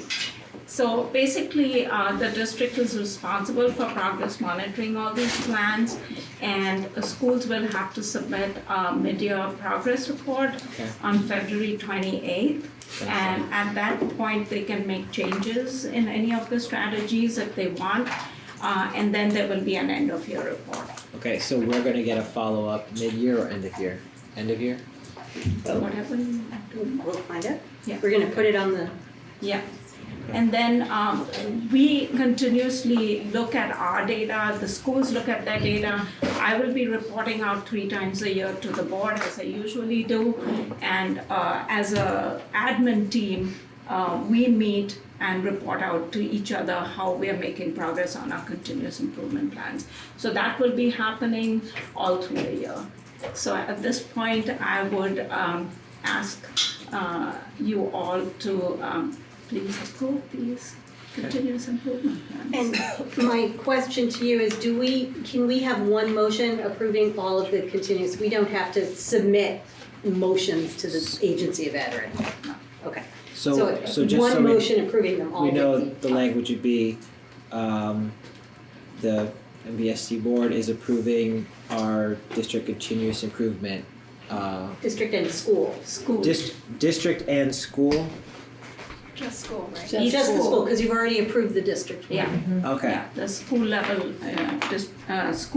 continuous improvement plans for School level continuous improvement. for 25-26. Okay, so can I get a motion to approve the school level continuous improvement plans, right? I'll make that motion. Okay. I'll second. Second, okay. I'll just add for the discussion,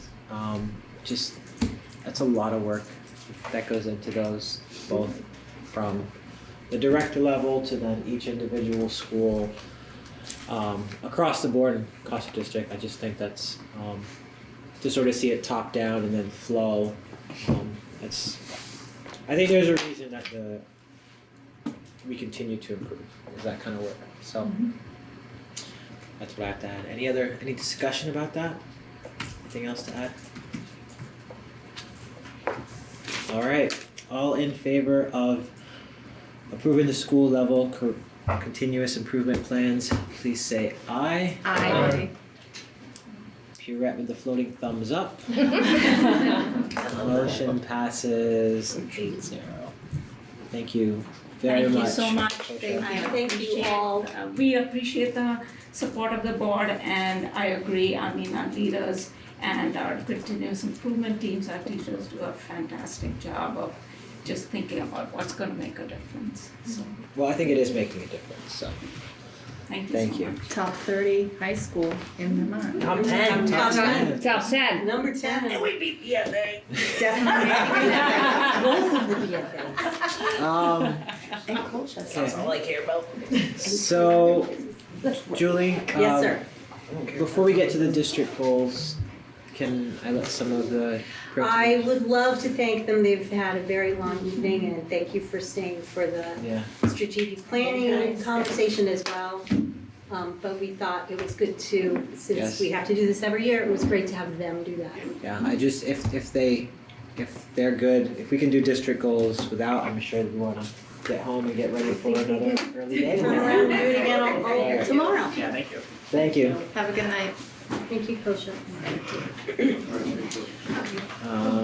Okay, next we have the district annual goals, so we had one change, Julie, We if had you a couple changes. yeah, just know what the changes.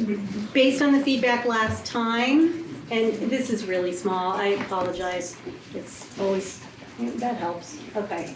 We didn't make any changes to our broad continuous improvement achievement goal, which is closing that gap, and you use the continuous improvement plan and data for that. The post-secondary outcomes, identifying a plan for college or employment, internships, et cetera, that is basically the same goal. The board asked that we change our teacher retention goal to be a staff retention goal, which I thought was a great idea and definitely reflects work that we want to do. And we had some feedback last time about the attendance goal, because it was really talking about those, reducing those chronic truancy levels down.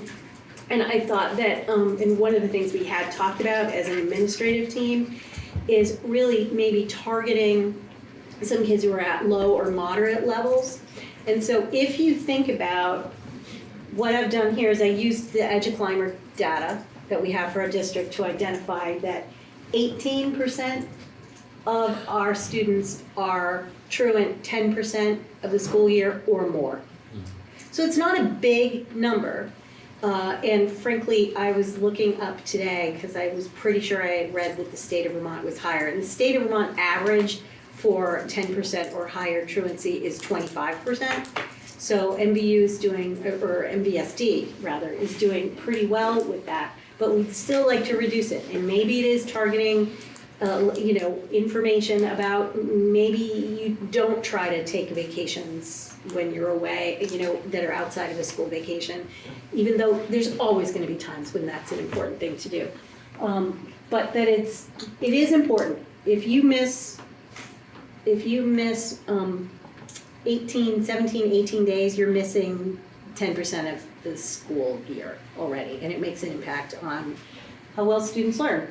And so we really do want to focus on that. And I thought that hopefully, Peter, that was one you brought up. I thought that captured it a little bit. And I ran that by the administrative team, and they completely got that. Because, we do work with our kids who have the most intensive truancy issues on a case by case. Impacting that as a percentage is tricky to do. But if you're looking at those at low and moderate levels of truancy and risk for truancy, that may be a place to really focus some efforts and see if we can bend a curve there. And the facility committee met last night and wanted to add this one that you had talked about last meeting. And so I made it in blue. Peter, I didn't know if you wanted to read it or I can read it. I'm happy to do it.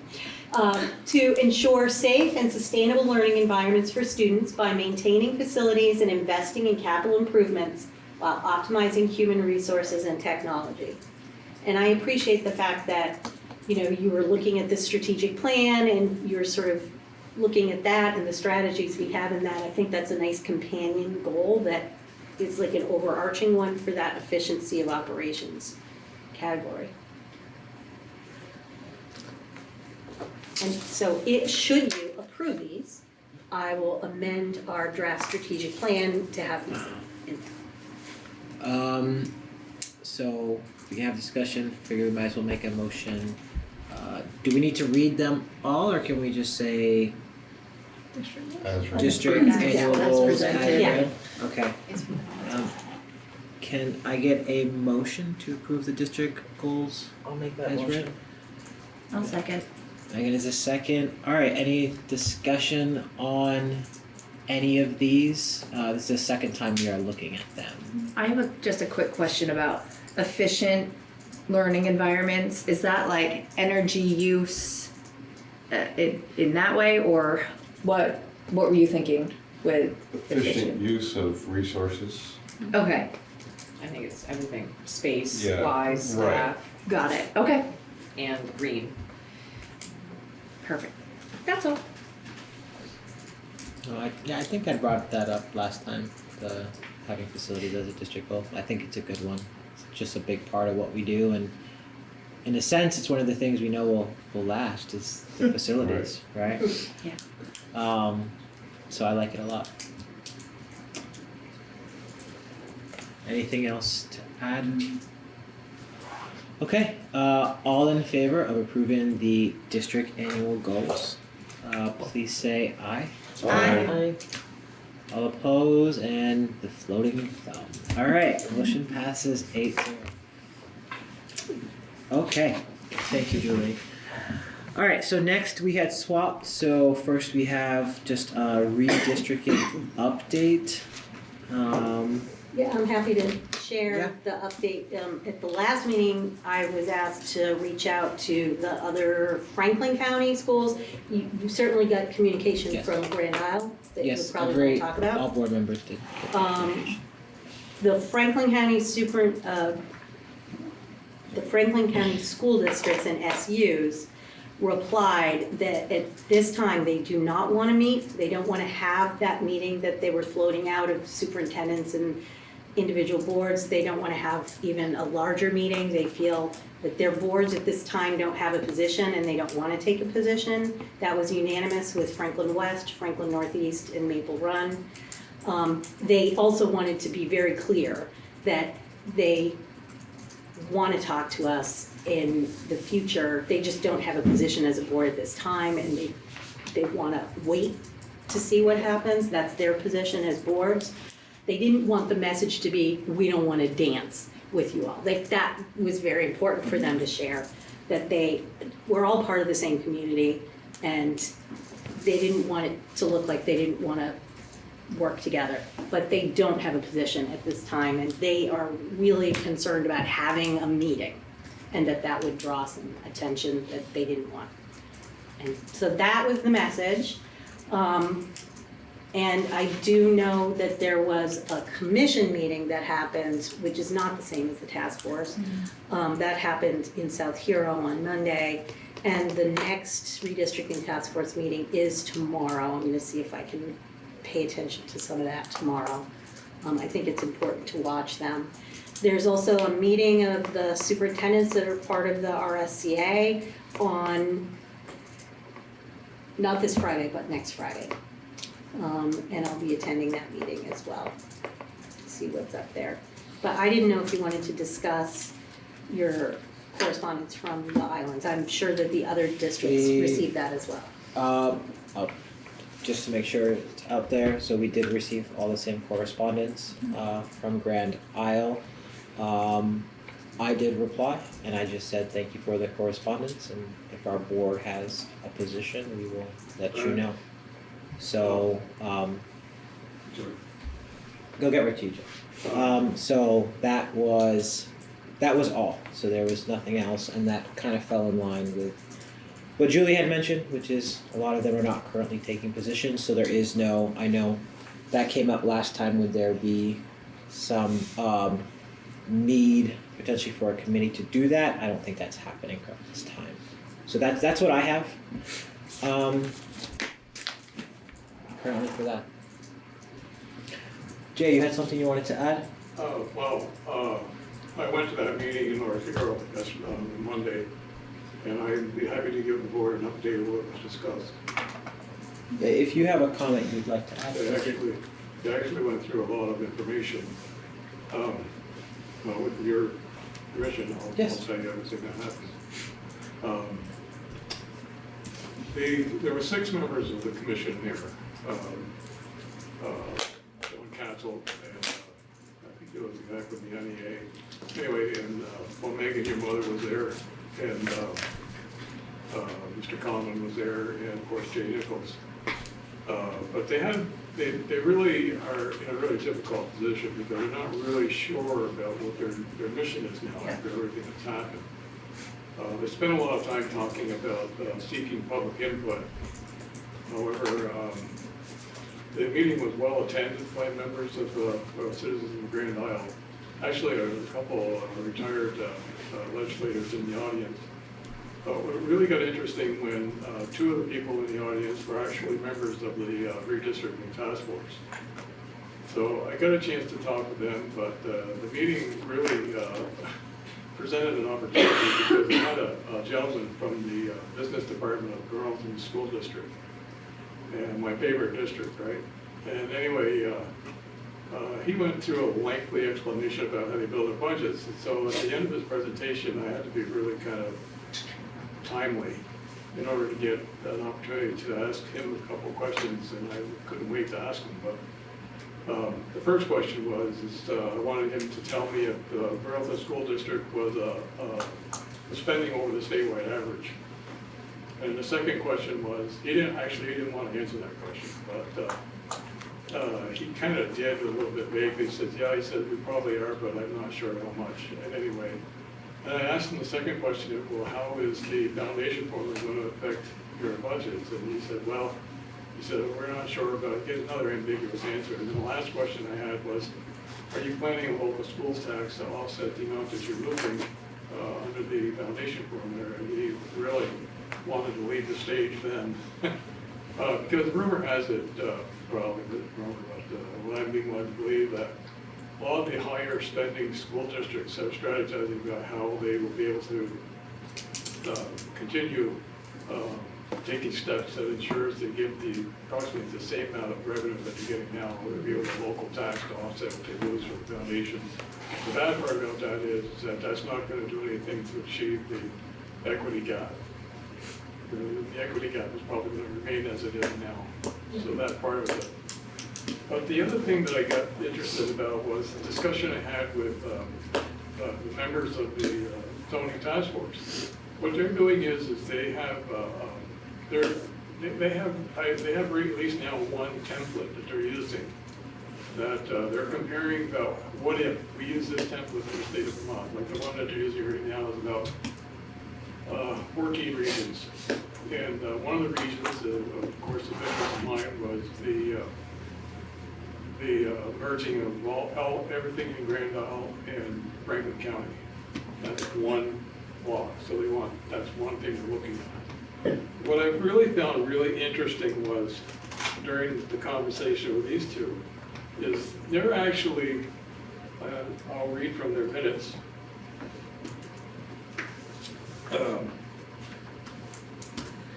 The task force meeting that these minutes for discussion of the draft template for proposing plans and test templates for proposing district plans. The test and talk through applying to a template to the Hawaii example. Well, they're using Hawaii as an example because they have, as I don't know if all you know, they have one single statewide district. The only problem with that is that on January 16, 2025, the legislature in Hawaii introduced the bill HB 287, which I'll read right from it. It says, this centralized school system is a holdover from the plantation era. Comes with several drawbacks. The system leaves little room for flexibility in introducing new training approaches, trying new instructional programming. As a result, teachers are unable to adjust pedagogy to individual learning styles. The legislature finds that governance of public schools to their own communities to oversee local school districts results in a well-functioning education system. So it goes on with more language that supports the reasons why they want to decentralize now. And basically go back to a program that's similar to what we have now. So I really what I couldn't figure out discussing with these two people from the districting task force is that, are they actually using that as an example that won't work? Or is that an example of something they'd like to work towards? And I couldn't get a straight answer from them. So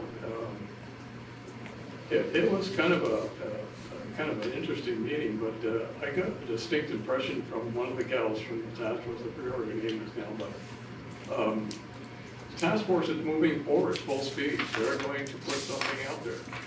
I don't know if it's going to get approved, but they're going full speed. And I did have a statement that I read. I'd be happy to read it for you if you want, or I can leave you a copy. If you leave me a copy, that'd be great. I'll make sure to have it. Thank you for the comment, Jim. Appreciate that. So, back to our discussion. So, those are the updates that we had from Julie. That's what I had to add. I didn't know if any other board members wanted to have any talk about that, because that falls, I guess, right in line with our next item, which would be The committee. whether or not we would like to have a redistricting committee. It's also been floated having a special meeting, or if this is something that we just wait and see. We also did have from the, that was established from before, that there is not a September 29th deadline. So that's what we have. So anybody like to add anything to that? I would like to say something. Absolutely. I had, I had one thought though, is that I'm thinking, in spite of that there's no deadline, I still think it would be really important at our next meeting to talk about and get information. I'm kind of, I guess, hoping that maybe Julie will provide that for us, but a clear school district versus a supervisory union, so that the board can hear all the pros and the cons of the two and understand that. I know that some of us have a good understanding, some of us have very little understanding. Everyone's at a different place, and I think it would be really good if we could at least hear about it. I'm not saying to make a decision about it. I just think information is always good, and I think we need to get some information, and I'd really like to have that on the agenda for the next meeting. Oh, so are we,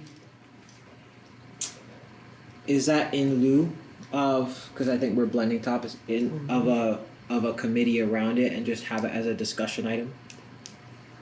I don't think we're at a place where we can have a committee yet. I think the discussion is more in line with where we are. Okay. Alright. So I just want to make sure I'm hearing what the board wants. So Purette would like to have that as a discussion item next meeting, potentially. Elaine, you would like that as well?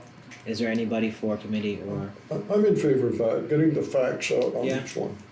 Okay, so we don't need to have, I don't hear any calls for creating a committee around that, so I think we're good to axe that.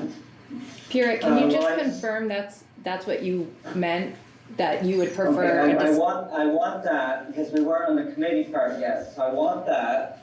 And then as far as the committee, I feel like I'd like to have, if I can amuse you, a few of you, a non-committee. And why I say that is, if should one of the other school districts invite, say, the superintendent and maybe the chair of the board, or to come and meet with them because they've decided that they would like to talk a little bit about it. That's where I'd like to be part of that non-committee, and I'd like to be invited as well, if that should happen. So that's just my thought. I mean, maybe the rest of the board doesn't want me there. I don't know if there's such a meeting should happen. I know it's hypothetical right now, but that's, I'm just saying that. So just to keep things simple, Purette, one, there is no plans for superintendent or chair to meet with anyone currently. If something like that should happen, it's easy to invite any other board members, or in lieu of, or bring that to the board first, is actually what I would do before making any decisions. Just so it's clear, because I think that becomes a little ambiguous to have a non-committee thing. I don't like that. So No, I was just kidding, really. I was just kidding. Oh, no, She wants her name down. I think that's what I heard. Got it. No, I absolutely. So I just want to make sure I'm hearing you correctly. Okay, so that's I got that. No problem. So, because you had brought this up before, so there's no call for a committee on redistricting. We will just tackle this as a full board together. Yes. You know, I hear what you're saying, and I agree. If they are interested this time, we probably have plenty of time between board meetings if somebody calls you and says, yeah, we'd like to talk. Yeah. Let's do it. If not, if it was urgent and you determined that it was, we could have a special board meeting for at least the people who are interested. Everybody may make it, but if that's their position right now, I don't think it's going to change probably in the next week or two. Yeah, and just to be clear,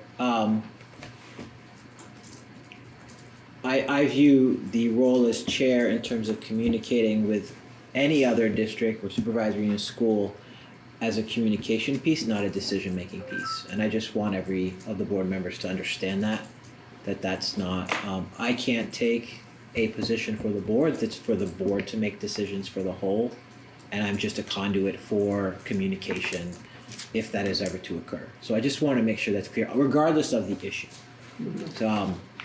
So, Julie, did the information you got come from the superintendents or board chairs or both?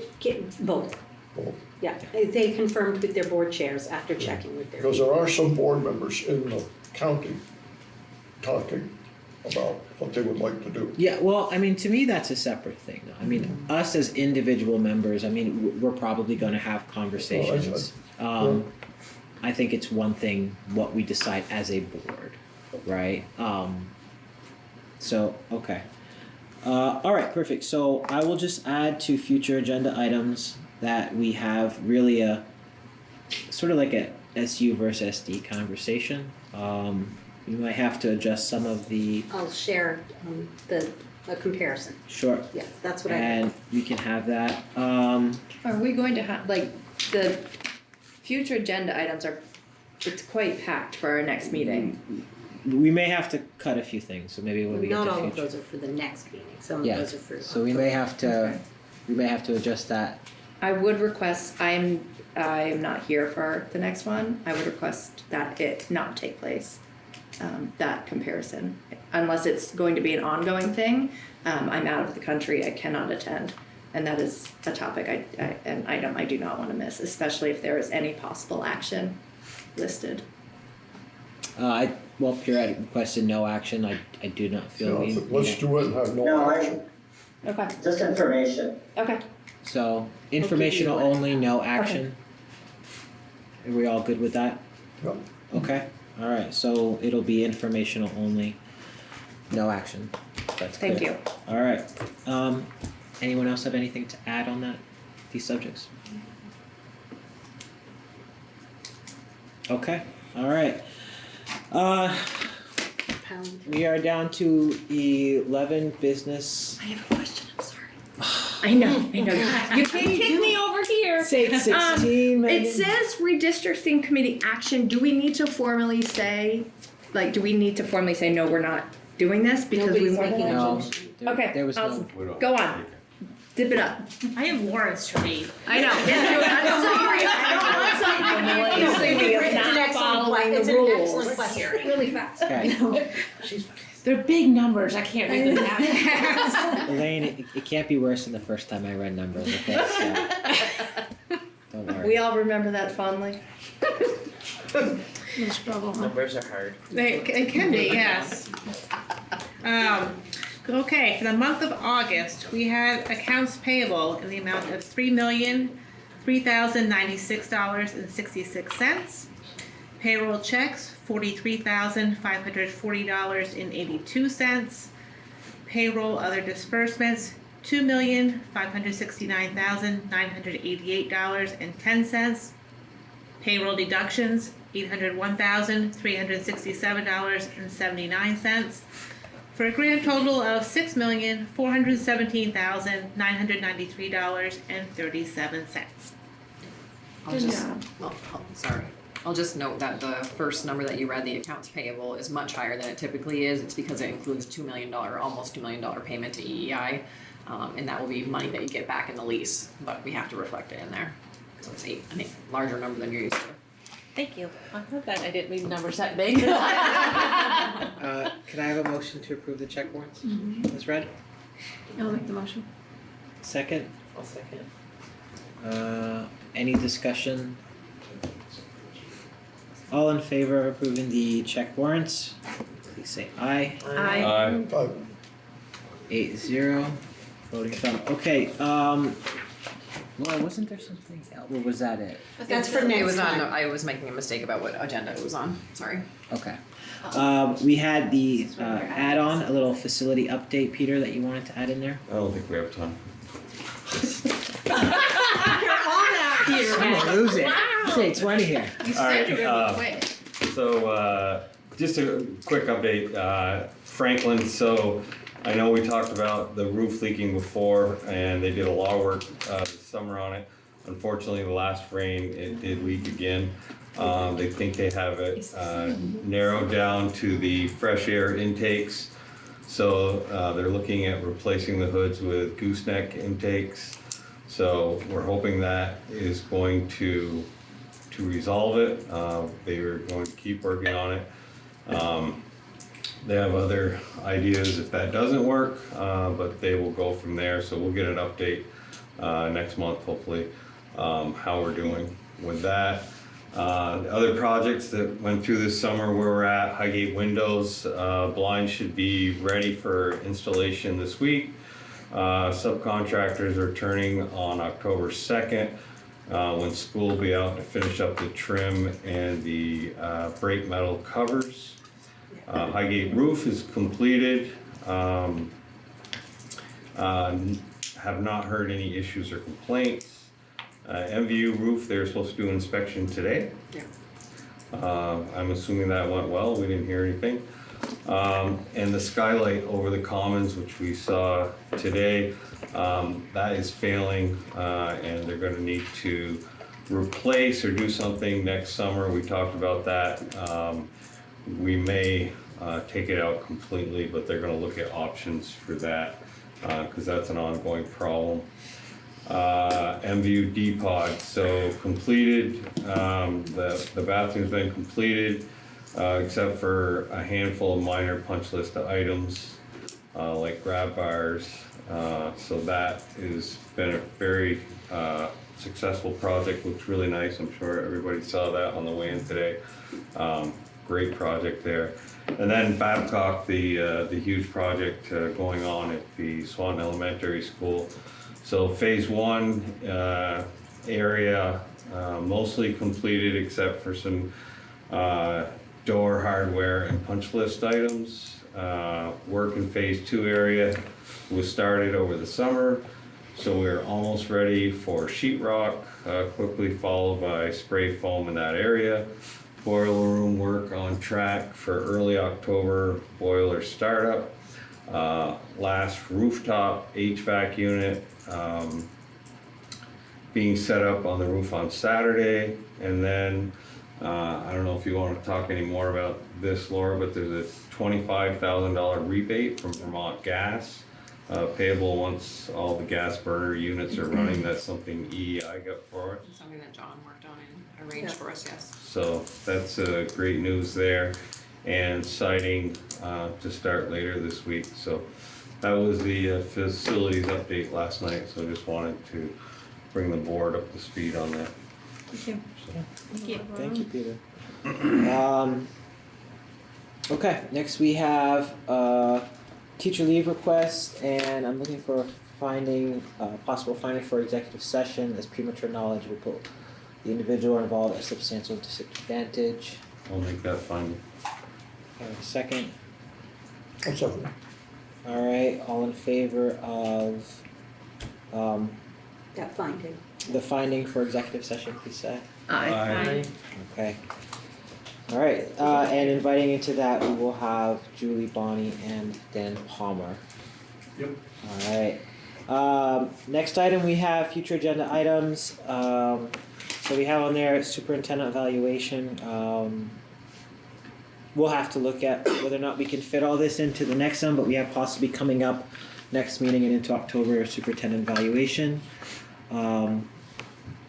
We had an after-school presentation. Yeah, she's on track to do that for sure. Okay, and then we have the VTCAP. Remind me of that. Those are in October. I tried to put them in order. And then the tech center will be coming the first meeting in October. Okay. To present to us there. All right.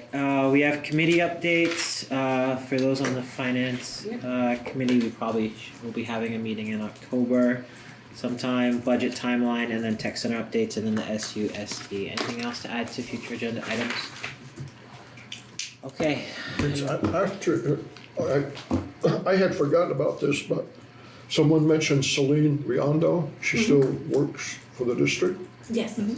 She's our student engagement coordinator. Right. Her name came I up a remember lot. 2 years ago, I think it was, we heard a lot about her. Yeah, we'll have her present to the board. I was gonna say, can we have her maybe after the first semester? Yeah, we actually, You know, student so she- success is looking at like how to map that all out for the year. Okay. We sure are. All right. So, sorry? Patty, Grandpa's in our school meeting. I just I'll wanted call to you make a later, note okay? that our next Thank board meeting is on the high school parent night and open house. Do we ever look at schedules and when things come up like that? I'm just curious, you know. We try to ask our administrators not to schedule important events, but it conflicting with the second and the fourth. That's part of why I try not to move the board meetings around too much. But it still happens. But yeah, that's a challenge. I struggle with that myself. Yeah, I was just curious, and if I have that correctly, is it 23rd on that? Yep. Yeah, so I just, That's the high school one. Middle school's on the 16th, yeah. do we ever entertain maybe moving the board meeting to a different night, like the day after or something if that happens, or just Yes, wondering? that's something to discuss as a board. I mean, we tend to move board meetings for things like there's a holiday coming up or there's a school vacation, a lot of people won't be here, or we want a student presentation, so we move the board meeting. It did, Purette caught me, because we had a draft of the calendar and I had some question marks, but in the end, I pretty much kept everything for the second and the fourth. And so the board should look at that and have discussions about whether they want to move any of those. Typically, we wouldn't do that unless we weren't going to have a quorum. Is there a particular topic that, if you were missing that you'd want moved potentially? I mean, the redistricting, yeah, absolutely. Would the board be open to having that in the first meeting in October instead? And maybe dedicating more time? I didn't hear the dates you wanted. So that's two board members who may not be present for the next board meeting. And both have expressed that they'd like to be present for an SUSD. Would we be able to possibly push that to the next meeting, first meeting in October? So the next board meeting is So we at have- the elementary schools 2 weeks from tonight? Is that when it's scheduled? Yeah. So we have, next one meeting's at Franklin, and then we would have MVU, which is going to be October 14th, 14th. I think. Yes. Yeah, because the first is on a Wednesday, right? Yes. So Julie, the next meeting is the 23rd, and the next meeting after that is at the 7th? No, the no, 14th. the 14th, because It it's won't the be second and the fourth board meeting, we get the second way it and fourth falls. Tuesday of the month is what your regularly scheduled board meetings are, unless we make a change. Okay, so we have two members who are requesting to have that conversation at that time. I'm just looking for what the board would like to do, unless they need it for the next As long one. as we still get a update of redistricting in the next meeting. We can continue to have I think that's something important to keep maybe on every meeting for a while, Right. just an update. And then So have when would we move it to October? the first meeting in October, and we have that full, I would just ask if we do We that. do it, so we would be here on the 23rd. if we stayed on schedule, right? Not here, but at Yeah, a meeting. our next right? meeting will be the Could 23rd. we go to the 30th, such as the way the Tuesdays fall? And then I'd still give us 2 weeks before So you mean move the next one? entire board meeting from the 23rd to the 30th? 30th. And then we would not meet, And we wouldn't be missing 2 board members, is what you're saying. oh, they're gonna be gone both those days, 23rd? No, they're and- gone the No, 23rd. just the 23rd. Yeah, so So I we said, rather than move it into October and have meetings kind of back to back, if we went to the 30th, our first meeting in October is October 14th. Not till the 14th, so So 2 weeks. we would avoid, even though we So, pushed the board meeting back, we wouldn't have. I am not here the that. 30th. You're not here. And, no, I'm not. I think you always have somebody out because Stephanie said she couldn't do the first one in I'll be here in October. October, I'll be in Outer Banks. Where? Outer Banks. Where in October? I certainly am not opposed to changing the date, but I hate to see us 14th of October. go from now until 3 weeks and then go 1 month after the other. Whatever. No, we were talking about moving the topic to October 14th, the SUSD's Yeah, discussion. Yeah, only, not moving the whole board meeting. We're So- not putting it up. What we can do is we can continue to have updates because there's information that changes, and then we can move the actual discussion to the first meeting in October. And for a longer discussion. Okay. Does that work? Yes. Okay. All right. So that's what we'll do, and then this does happen if things come up from board members to add or take away from agendas. If it's possible, please just let me know so I can adjust those as need be. All right. Thank you. All right. So we don't adjourn, right? No, we would make a motion to go into executive session. That's right. Can I get a motion to move into executive session? I'll make that motion. Okay, all of us All are everybody. I'm just writing down the list. All right. You all second. All in favor, please say aye. Aye. All right, we are I don't know. Elaine and Megan. Let's say me. Yeah.